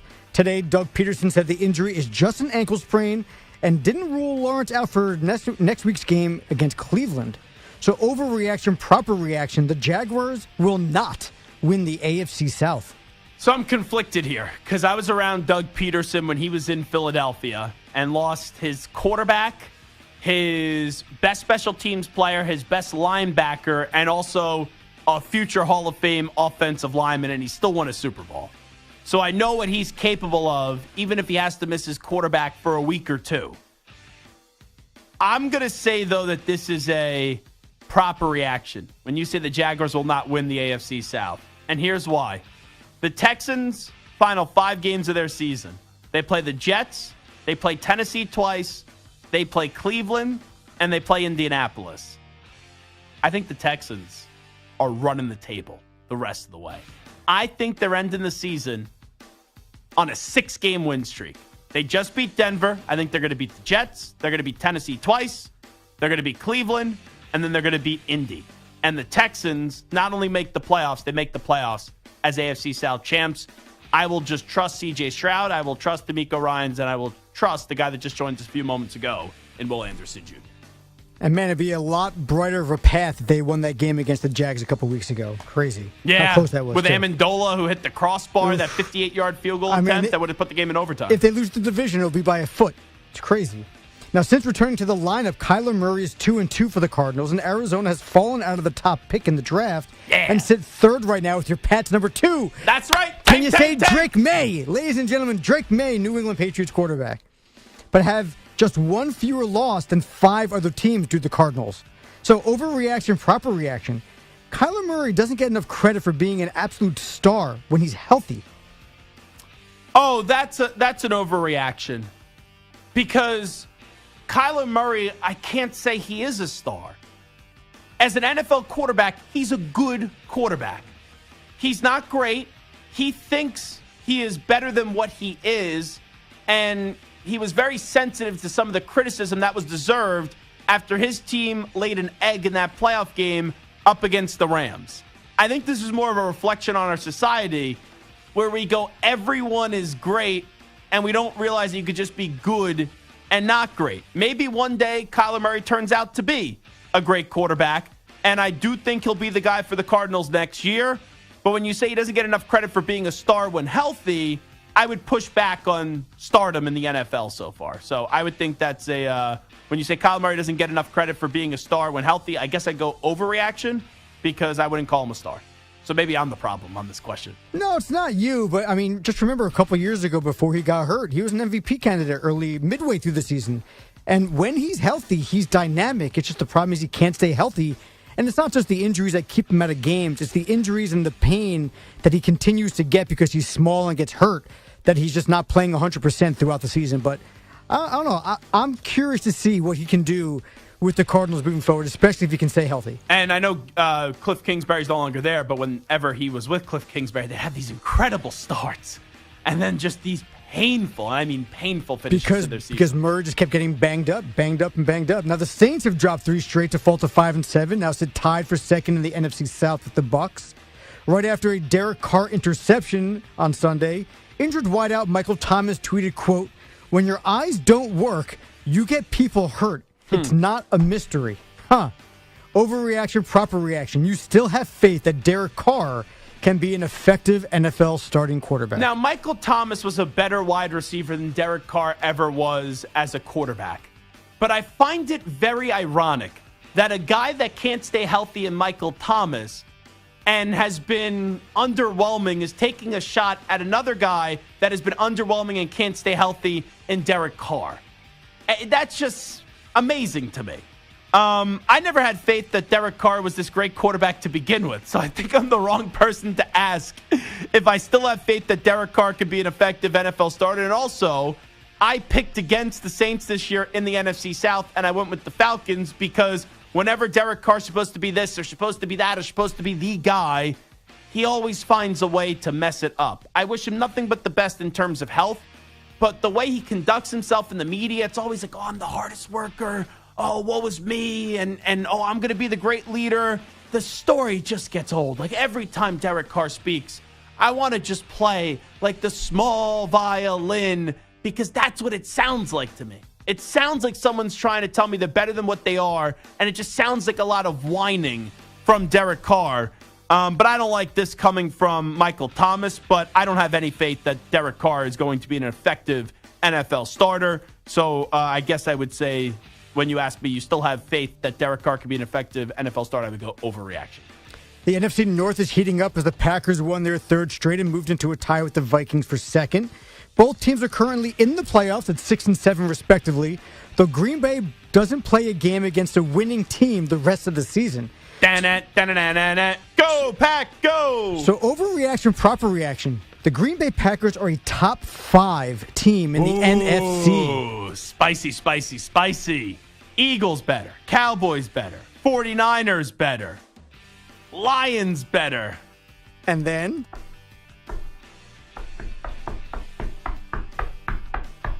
It's not anyone in the NFC South. I trust Jordan Love more than Josh Dobbs. Seahawks? Yeah. I would still give the edge to the Seahawks. It would be like potentially 5, could be 5. Maybe we should buy more stock in them, but I don't want to write Geno Smith off because then he won't write back. I'll say they're just on the outside, but I like that Packers team and how quickly they have changed the last few weeks. We had Kevin Arlen on. It was like, if Jordan Love don't show something, he won't be back next year. And then, boom, here comes Jordan Love. And the go, Pack, go. Packers are top 5 team in the NFC. Close. But I will go a slight overreaction. Now, Kenny Pickett underwent successful surgery on his high ankle sprain, and Mike Tomlin says he doesn't believe it will be a season-ending injury. The Steelers' offensive struggles have been well documented both before and after firing Matt Canada, and also both with Trubisky and Pickett under center. But overreaction, proper reaction, if Mitch Trubisky thrives... Okay, if that guy thrives under center over the next couple of games, he should remain the starter when Pickett returns. What do you mean by thriving? Anything better than what the Steelers' offenses look like. Like, let's say... Not inept. What do you say? He misses about 3 games, let's say, potentially? Sure. Okay. Let's say they are 2-1. And in that one loss, he didn't even play that poorly. They played New England, Indianapolis, and Cincinnati.